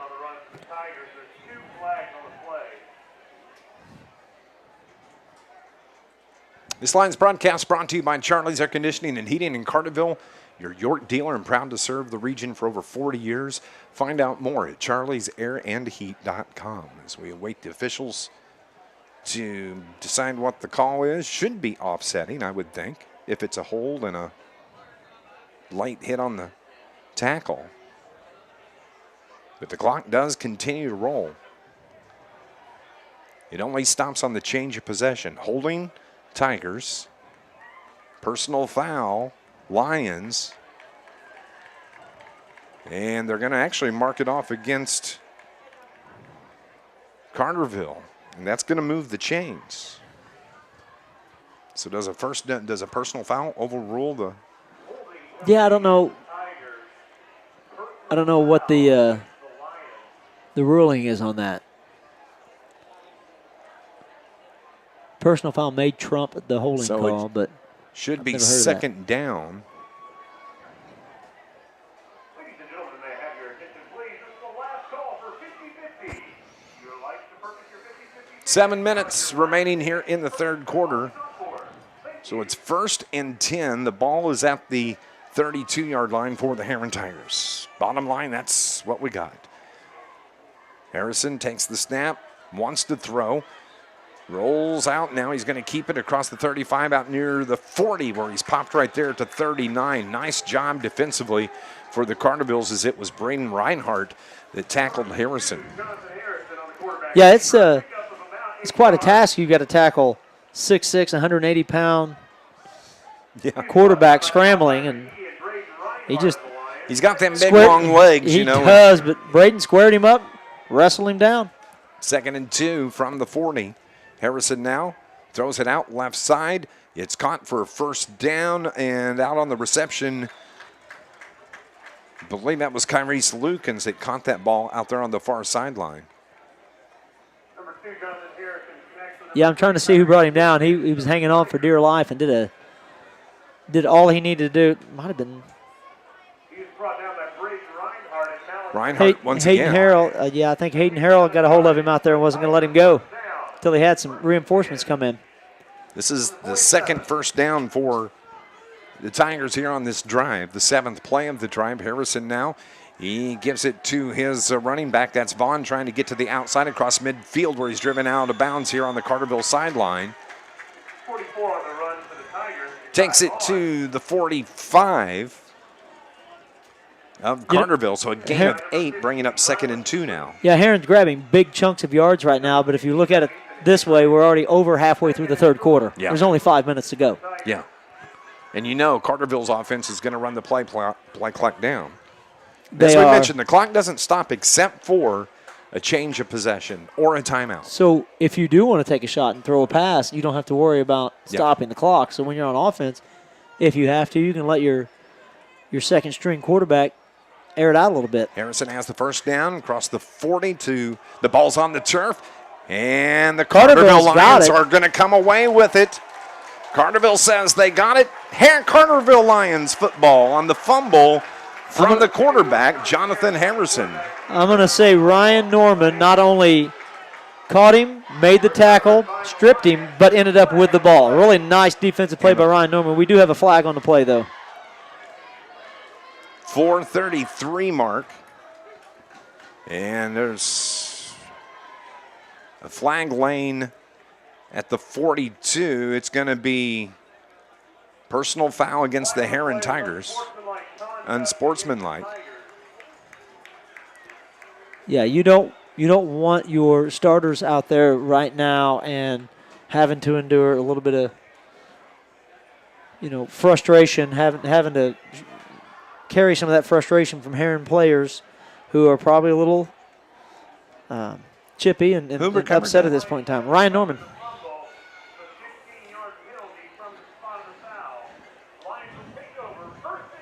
Lions have it in Herrin Tiger territory. It's 1st and 10 now from the Tiger 45. So it's 3rd and 19, or excuse me, 3:19 on the clock. 1st and 10 from the 46. Now the play clock for the Lions down to 5-4. And at quarterback for Carterville, it's Andrew Johnson in the carry. See if we can pick up. Quarterback number 6, Andrew Johnson, hands off to number 40, Chance Myers. On the carry, Chance Myers. Short loss on the play, they'll bring him 2nd and 12. Second, a loss of 2 officially, so it's 2nd and 12 from the 48-yard line. This Lions broadcast is brought to you by the IBEW Local 702, proud supporter of Lions sports. IBEW Local 702, dedicated to providing a better lifestyle for members, better life for all. Play clock is now at 10 for the Lions. They come to the line of scrimmage, come set. Andrew Johnson Pass out to the near side. It's caught by Hayden Harrell, and Harrell is hit out of bounds right at midfield. Let's see if we can get some of the names in there. Bryce Ryman. Also, let's see here. Ethan Hendricks out there. Evan Barry on the line. 31. And a lot of these guys, they get special teamwork. Like they're getting some time on special teams, but we've had a few close games this year where we haven't really had the luxury of letting the starters sit and rest. And we got a late snap. Yep. The whole offensive line jumped. So that's usually on the center that he's missed the snap call or just was a little tardy, maybe didn't have a good grip on the football, whatever it is. So now it backs the ball up to the Carterville 45. So it's 3rd and 19. There's just 1:12 left here in the third quarter. The play clock has not started yet. It's still at 25 seconds. Yep. Lions broadcast also brought to you by Steve and Rich's Barber Styling on Division Street in Carterville. Open Tuesday through Friday from 8 until 5, and then Saturdays from 8 until 2. 3rd and 19 from the 45. Play clock still hasn't started. They've been trying to wave to get. Oh, here it goes. So now Andrew Johnson, the sophomore quarterback, stands 5'7", looks back at the play clock behind him. This will be the last. Wide receiver, the sophomore, off his fingertips. Good coverage by the Tigers. Johnson threw a really good ball. The ball came out sharp, and it was on point. It was right where it was supposed to be. Just couldn't bring it down. The coverage was too good on Swallers on that play. That's going to end the third quarter. It's 49-0. Stay with us. Fourth quarter action is next here on News Radio WJPF. That was a fast quarter. Yeah, it was. I love it.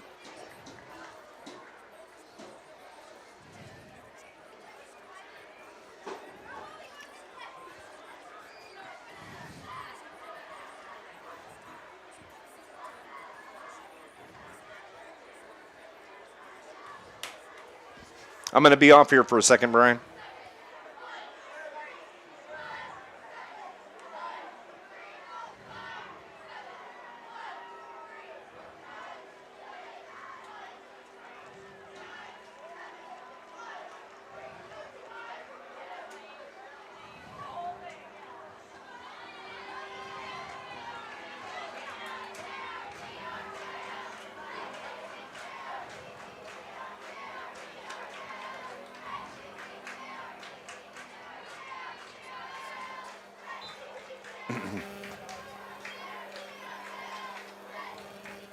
Fourth quarter action as Carterville punts it away here, leading 49-0. And Herrin's going to get the football back after the punt for the Lions. It was 28-0 at the end of the first quarter. 49-0 at halftime for the Lions. And that's where we remain. Yes. From the 42-yard line for the Tigers. Coming up, we'll have our post-game show. Brought to you by First Southern Bank. We'll update scores from around Southern Illinois. Coach Brett Dowell will come up for our John A. Logan College Coaches Show. Catch on the reception out on the far sideline by the Herrin Tigers is by Kyrese Lukens.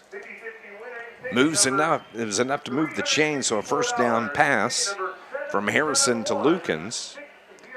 They get it out to the 47, or excuse me, the 48 of the Lions.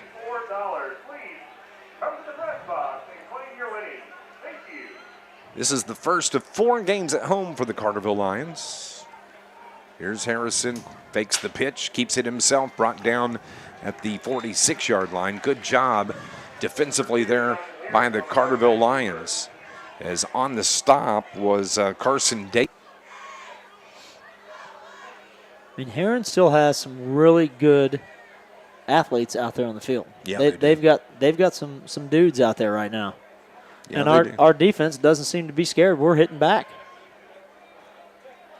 Luke Hatley, the center, he's a big boy. He's been out there all night. 6'3". Harrison rolls to his right, points, wants his receiver open up, throws it short as the intended receiver was Chris Nelson, and there's a flag. On the near side, a long way away. I'm guessing it's probably going to be an ineligible receiver downfield. That play really extended out. I'm guessing they had a lineman who snuck down the field. I think you're right. It is against the Herrin Tigers. That's exactly what the call is. Just from the fact that it was thrown on our sideline, the ball was way over on the Herrin side, and there was no action over here at all. So it's 2nd and 12 now. And regardless of that, good coverage in the secondary. We gave great pursuit on the quarterback. So far, this young defensive lineup that we have out there they've been doing a very good job. I believe the freshman team beat this Herrin team last night. Not this Herrin team, but the freshman team. These kids weren't playing last night. And Carterville picks it off. The pass from Harrison down inside the 20-yard line was intended for Talon Nemeth. And who got the interception? It looks like Aiden Swallers. Aiden Swallers, how about that? Great play by him. So we have brought in our several subs. I don't know that we have any defensive starters out on the field. They've had 2 stops with 2 turnovers. How about that? Herrin, I'm not sure that they have resorted to subs yet, at least not on their offensive end. Not to the extent that our defense has, and our defense has really stepped up. So what you do is you build a little confidence. You give these guys, hey, we have some other guys that can play. We have some other guys that can contribute. If somebody gets hurt or things go down, you feel good about saying next man up. So the Lions getting the ball back with 8:25. It is 1st and 10 from their own 18-yard line. As the clock just continues to roll here. 7.5 minutes to go. Yeah. So here come the Lions.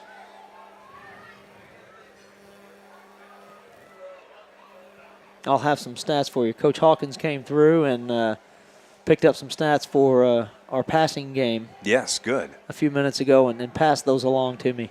Carterville Lions it's going to be Ryan Norman. And there should be... Carterville wants a late flag and might have got it. Yep. There is the flag laying at the 33-yard line. Chris Nelson was clearly upset with that call, made his opinion known to the ref, and he has been walked off the field by a couple of his teammates and one of his coaches. Yep. Winding the clock up. Clock still runs. It won't be long, and Carterville personal may start. foul and the ejection of, like you mentioned, Nelson. Was he ejected? Yes. Okay. Number 3 on the carry for the Lions, Ryan Norman. I was just getting ready to say, when a player is ejected, you usually see an explanation to the coaches by the official, and here's the other thing too. Now that's a risk when you have a 49-point game and 5 minutes to go, and you've got one of your better players out on the field. Still, you're running the risk of something unusual or uncanny happening, and you lose them. Sometimes you're lucky to only lose them for another week. Yeah. We're going to go on and take a break here. Lions lead at 49-0 on News Radio WJPF. Run what you need to. Just keep it.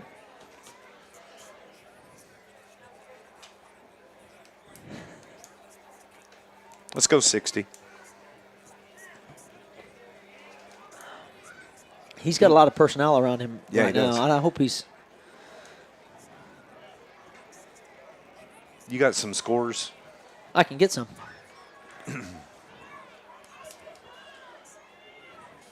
Sleet or snow? Call Joe.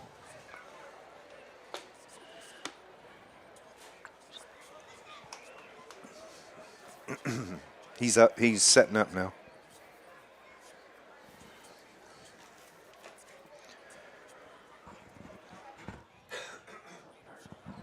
Hey, everybody online, thanks for watching.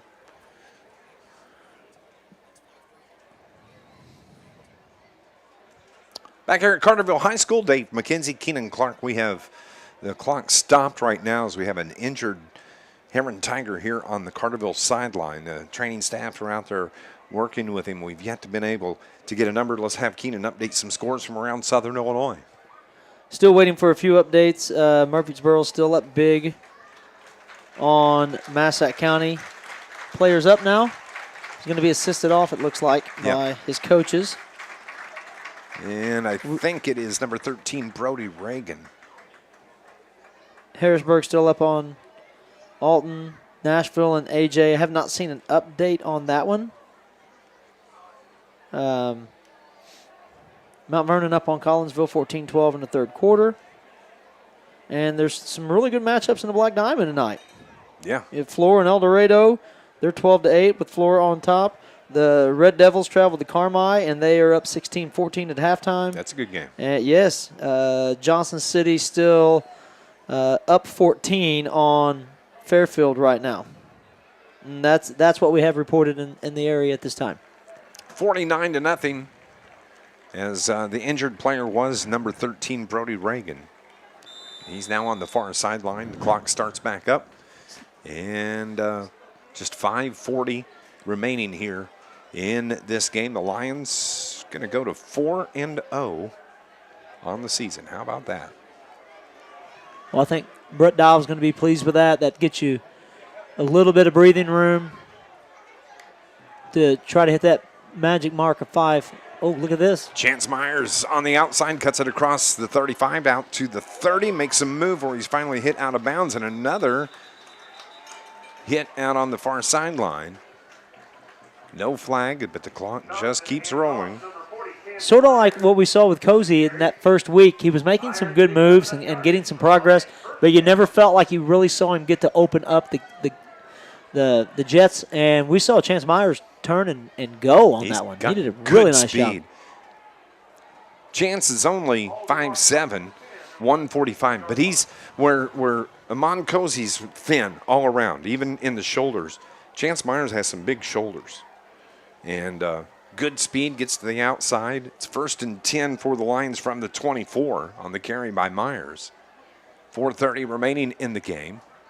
Now it's again a give to Myers, spin move, and he's tackled at the 25-yard line. You know, to compare the two juniors, Cozy, a little bit more of a finesse running back who will get behind his blockers and can break a tackle, whereas I think Myers does a little bit better job of almost seeking contact and trying to drive his legs through that and grab the extra yard that way. 2nd down and 10 from the 24. It's a no gain on that carry by Myers.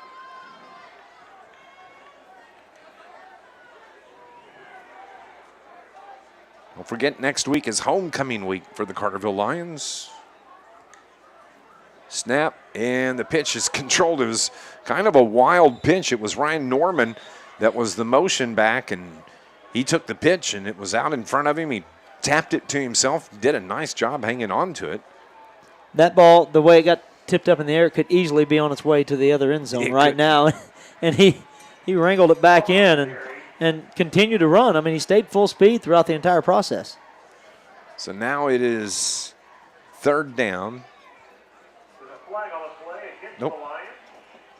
I didn't see the flag. They put the ball down at the 34-yard line.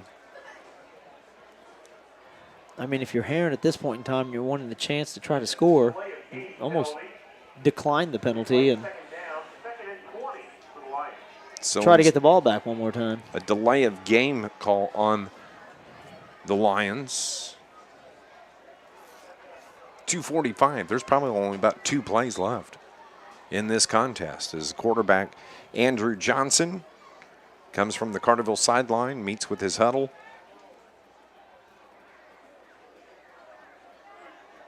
Gets the call. 10 seconds now on the play clock.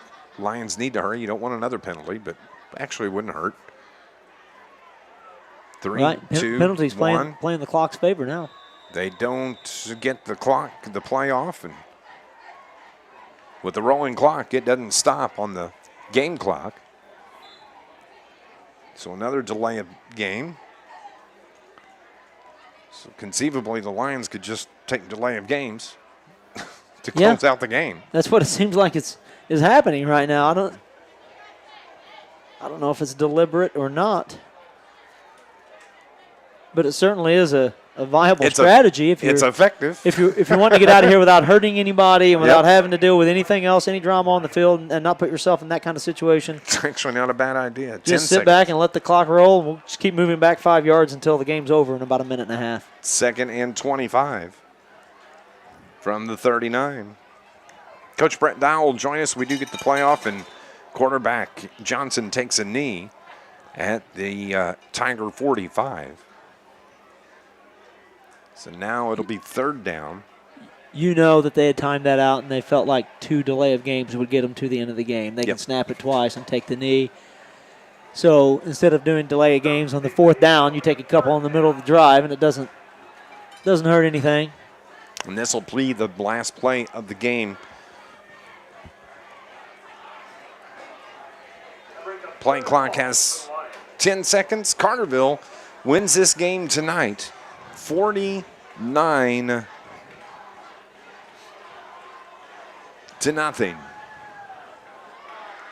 Snap.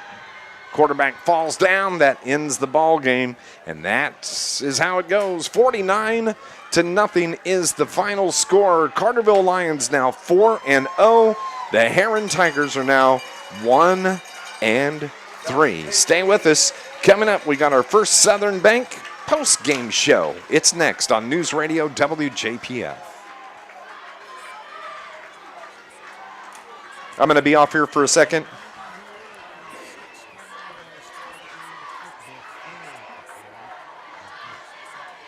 Okay, I'll be off here a minute.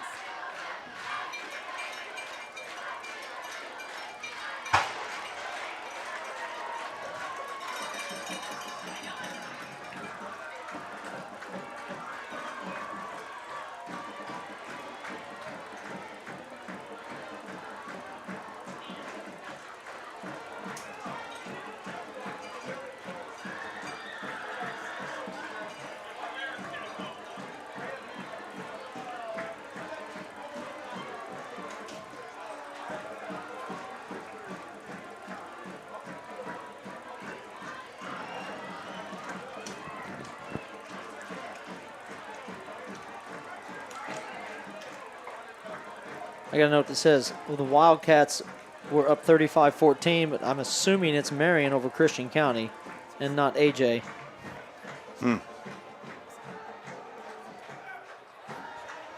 Wow, what a ball game. It's And you not said the AJ score, it's the Marion score. And you said you had some stats, too. I do have some stats to share. Coach is going to need a water. Well, he didn't have to work as hard for it tonight as he did last week. 49-0, the final score here from Carterville. It was all Carterville Lions from the jump, from the tip, from the beginning, however you want to word it, as Carterville got the football to start things off. And we'll run through the scoring. It all came in the first half. Carterville, the first drive of the game, 7 plays. Carterville scores 9:31 mark of the first quarter, a 15-yard touchdown pass. Brandon Skelcher, Nick Bishing, extra 2-point conversion, no good. Lions lead 6-0. Tigers get the football. They punt it away after 4 plays. Carterville gets it back. 19-yard touchdown pass. Brandon Skelcher, Riley Crain. 6:28 mark of the first quarter. 2-point conversion is good as the Carterville Lions. And I failed to mention this. The Hill Gang is back with the cannon. And the Carterville Lions seniors went down and they visited with the Mr. McCamish and the Hill Gang last night. It was an amazing.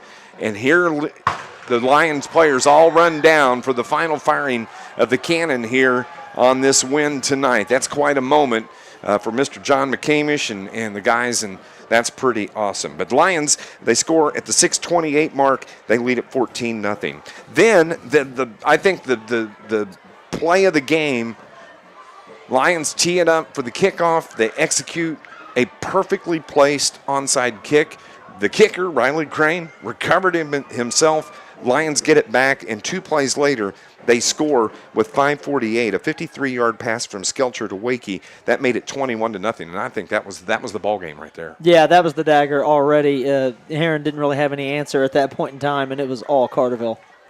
Lions score on a 10-yard touchdown pass from Skelcher to Bishing with 1:39 left in the first. Lions were up 28-0. Then they had the ball going into the second quarter. A 56-yard pass from Skelcher to Bishing made it 35-0 after the extra point. Riley Crain picks up an interception. Lions get the ball back. They score 2 plays later. A 58-yard pass from Skelcher to Bishing, 42-0 after the extra point. Carterville only punted the ball 1 time in the second, or actually failed to score on a possession in the first half 1 time. Then they come right back, and Luke Johnson gets the interception. Lions go down and score after the interception. 19-yard touchdown pass, Skelcher to Bishing with 12 seconds left in the half. That made it 49-0. That is the final score. Now, all you noticed, Skelch to somebody. Skelch to Bish, Skelch to Crain, Skelch to Wakey, Skelch to Bish, Skelch to Bish, Skelch to Bish, Skelch to Bish. We may have co-players of the game tonight. Well, you mentioned the halftime. We'd like to get an idea of kind of what the stats are doing, what they look like, and so I contacted Coach Hawkins, who's standing down there on the sideline and loves to help out. 7 touchdown passes for Skelcher, 5 of which went to Bishing. Skelcher was 19 of 20 for 328 yards. 19 of 20. 1 incomplete pass, that's dealing, is what that is. Wow. Bishing had 7 catches for 176 yards. According to our sideline numbers, those are there's just gaudy numbers all over the place. 7 catches for what? 176 yards for Bishing and 5 touchdowns. Bishing. Wow. 5 TDs. That's an amazing Those two stat. they made it look easy tonight. It looked easy. Every one that they had it wasn't like they had to fight and scratch and claw for it. It was just there. Lions win it 49-0. Here we're going to go on and take a break on our first Southern Bank post-game show. Coach Brent Dial should be making his way to the press box shortly here on News Radio WJPF.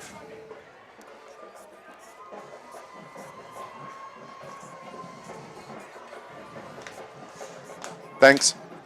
I hate to see that ambulance out on the...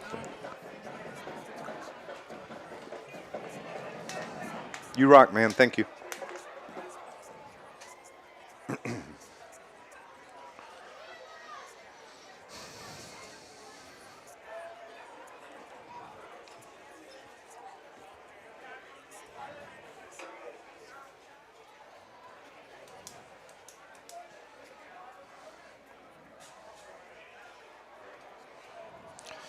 We'll go Bishing and Skelcher. Oh, yeah, there's no doubt.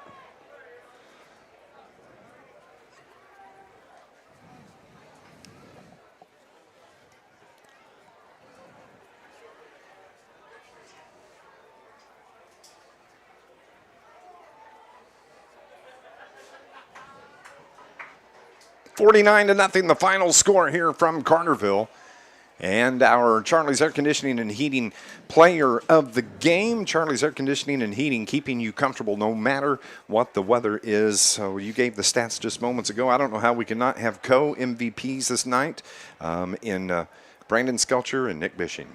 Like we said earlier, they made it look easy. There were times that Bishing got so open, Skelcher made the pass. I thought I could have made that pass, but I mean, he was there to take advantage of it. But you also look at some of those that Skelcher put the ball in such a good spot that Bishing had no choice but to catch it. Like they were very, very difficult combo to stop tonight. That is your player of the game. It's brought to you by Charlie's Air Conditioning and Heating, punctual service, 5-star satisfaction, and experience from over 40 years in the business. Brandon Skelcher with 7 touchdowns, 19 of 20 throwing 328 yards, 7 touchdowns. Bishing had 5 of the 7. He had 7 catches for 176 yards. Coach Brett Dial was still down on the sideline making his way up, but don't forget, Carterville home next Friday night. And, man, when you look ahead, this is such a confidence booster going into that St. Joe Ogden game, who's undefeated as well. Yeah, you didn't want to have to scratch and claw and find out. Like, you're hoping that last week against West Frankfort was maybe a little bit of a hiccup as far as execution was concerned. And tonight there were no hiccups with our execution. We did everything right, and like we said, it was just downhill from the start for Carterville.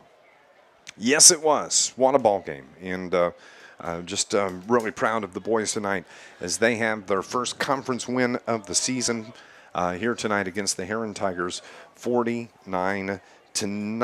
And let's see, there was something else that just popped in my head that I wanted to bring up, and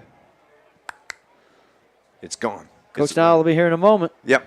He is making his way up. Yes, don't forget. That's what it was. Thank you.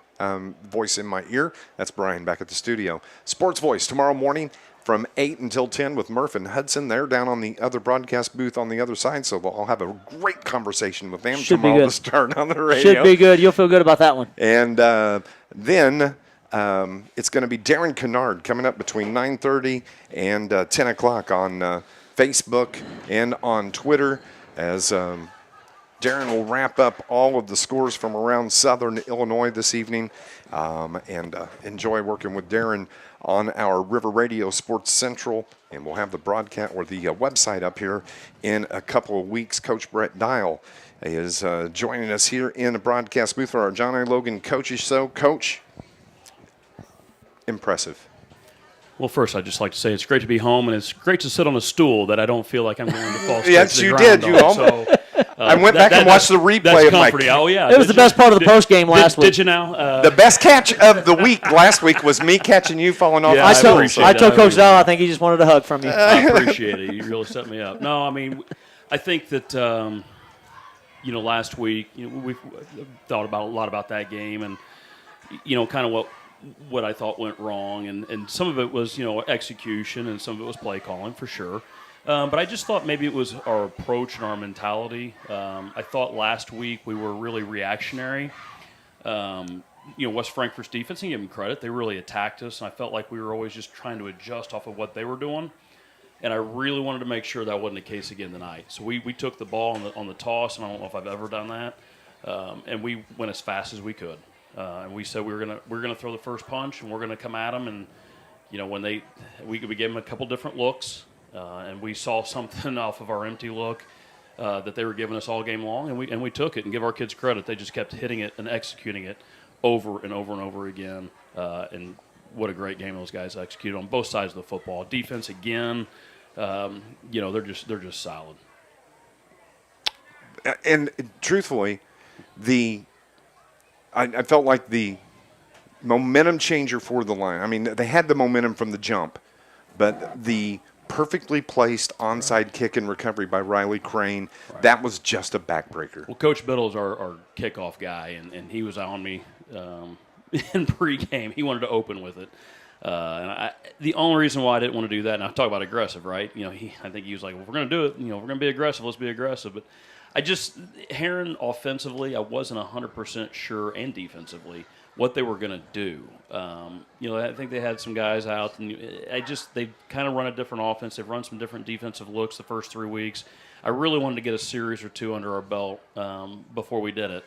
So we had it kind of in our pocket there, and we scored 2 quick ones, and it just was the timing was right, and then the execution was perfect by Riley Crain, and I thought that was the dagger on him pretty quick. Crain not only kicked it, but he recovered it. But right. One of the things that we were talking about earlier is, and it was so evident to anybody watching this game, is the confidence that we played with. Confidence in the play calling, confidence of the kids on the field, confidence to execute. Our kids play with a lot of confidence. How about our second half defense? Not that you typically talk about the second half in a game like this, but the second half defense is on the field, gets 2 turnovers, a couple of stops. I mean, it's not like we just went out there and rolled over and said, let's wait for the game to be over. We saw a lot of kids come out there and said, you know what, you're going to give me a shot? I'm going to come out here and show you what I can do, Coach. Played the whole second half against their starters and held their own. That. And so I think that what you see there, and it's kind of what we try to do in a program, we graduated a lot of seniors. We got a group now that's 4-0. People are like, where'd these guys come from? I'll tell you where they came from. They came from practice last year going against that group. Now these guys are going against our number ones, and they see this. They see runs right at them with a good line. They see passing right at them. So it's not like they're just in shock and awe. I mean, they don't get the reps together as much, so you don't know how they're going to perform as a unit. But they definitely get out there and practice. That's why you got to put your time in. It's why sometimes you're going to get beat up a little bit on scout team, but when you get your opportunity, you're going to perform, and they did that tonight. Coach, tonight you talk about execution. How about the execution between your starting quarterback and Nick Bishing tonight? As Brandon Skelcher goes 19 of 20, 328 yards, 7 touchdowns. 5 of those touchdowns to Nick Bishing, who had 7 catches for 176 yards. Those are just gaudy stats. I don't know what to say. That's awesome. I mean, you do have to focus on Skelcher did throw one incompletion. Yeah, he left one high. Bishing, I said, what are you doing, man? Bishing did catch 2 balls that he didn't take to the end zone. So, right. I mean, maybe you've got a few things to clean up, but other than that, I felt like they looked really good together. And as great of a game as that was, I thought the catch of the game was Braden Wakey. Oh, yes, over the top. I think that was either – I've not been in the second touchdown we scored, second or third, either second. way. He came across the middle, and they had coverage on that one. And he jumped up, and he high-pointed that thing, and then ran the last 20, 30 yards with the state's fastest kid in pursuit and got to the end zone. So that opened some eyes right there. And I just – I get it. I get that the scouting report after last week was to bring people and cover all of our receivers, but I don't know. I mean, I think those guys are pretty good, and if we find a weakness, I think we exploited it tonight. Coach, 4-0 on the season. Going into homecoming week next week, St. Joe Ogden comes rolling into Carterville. Oh, homecoming week, my favorite. I know you'd love every coach's favorite week. It's not about me. It's about the kids and it's about the experience, and we just have to make sure we keep our head on right and have fun, and do things the right way. And but at the same time, we better get ourselves ready because the team coming to town is good, and it's going to be awesome. And I like playing quality opponents. I know the St. Joe program very well from when I coached up north, and I respect those guys. And they're off to a 4-0 start too, and they've got some nice wins against some teams that I really respect. So we got our work cut out. They've got a quarterback that threw for over 2,000 yards last year as a junior, and they got a receiver. They got 2 receivers. One is really good. Went for about 1,200 last year, and made a highlight tape week 2 with my buddies from Unity. So we got to get to work, and we can't sit there and pat ourselves on the back too long. We're going to enjoy this one, but I'll tell you what, we're going to have to get after it next week, and I'm glad that game's here.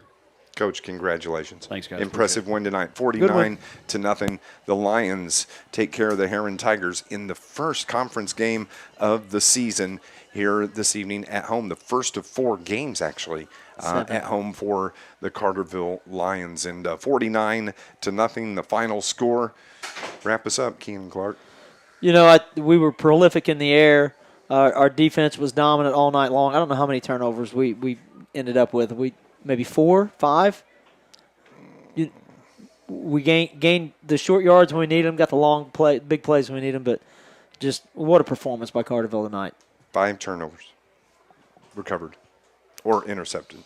Yeah, so it's easy to lose that and say, well, our offense was great and our offense was beyond great, but our defense was very, very good again tonight as well. 49-0, the final score. The Carterville Lions take care of cross-county rival, the Herrin Tigers. Be back with you next Friday night. Week 5 will feature the St. Joe Ogden squad coming to Carterville homecoming week for the Carterville Lions. 49-0, the final score. Don't forget, coming up in just a little while, Jaron Kernard will start the River Radio Sports Central on Facebook or on Twitter.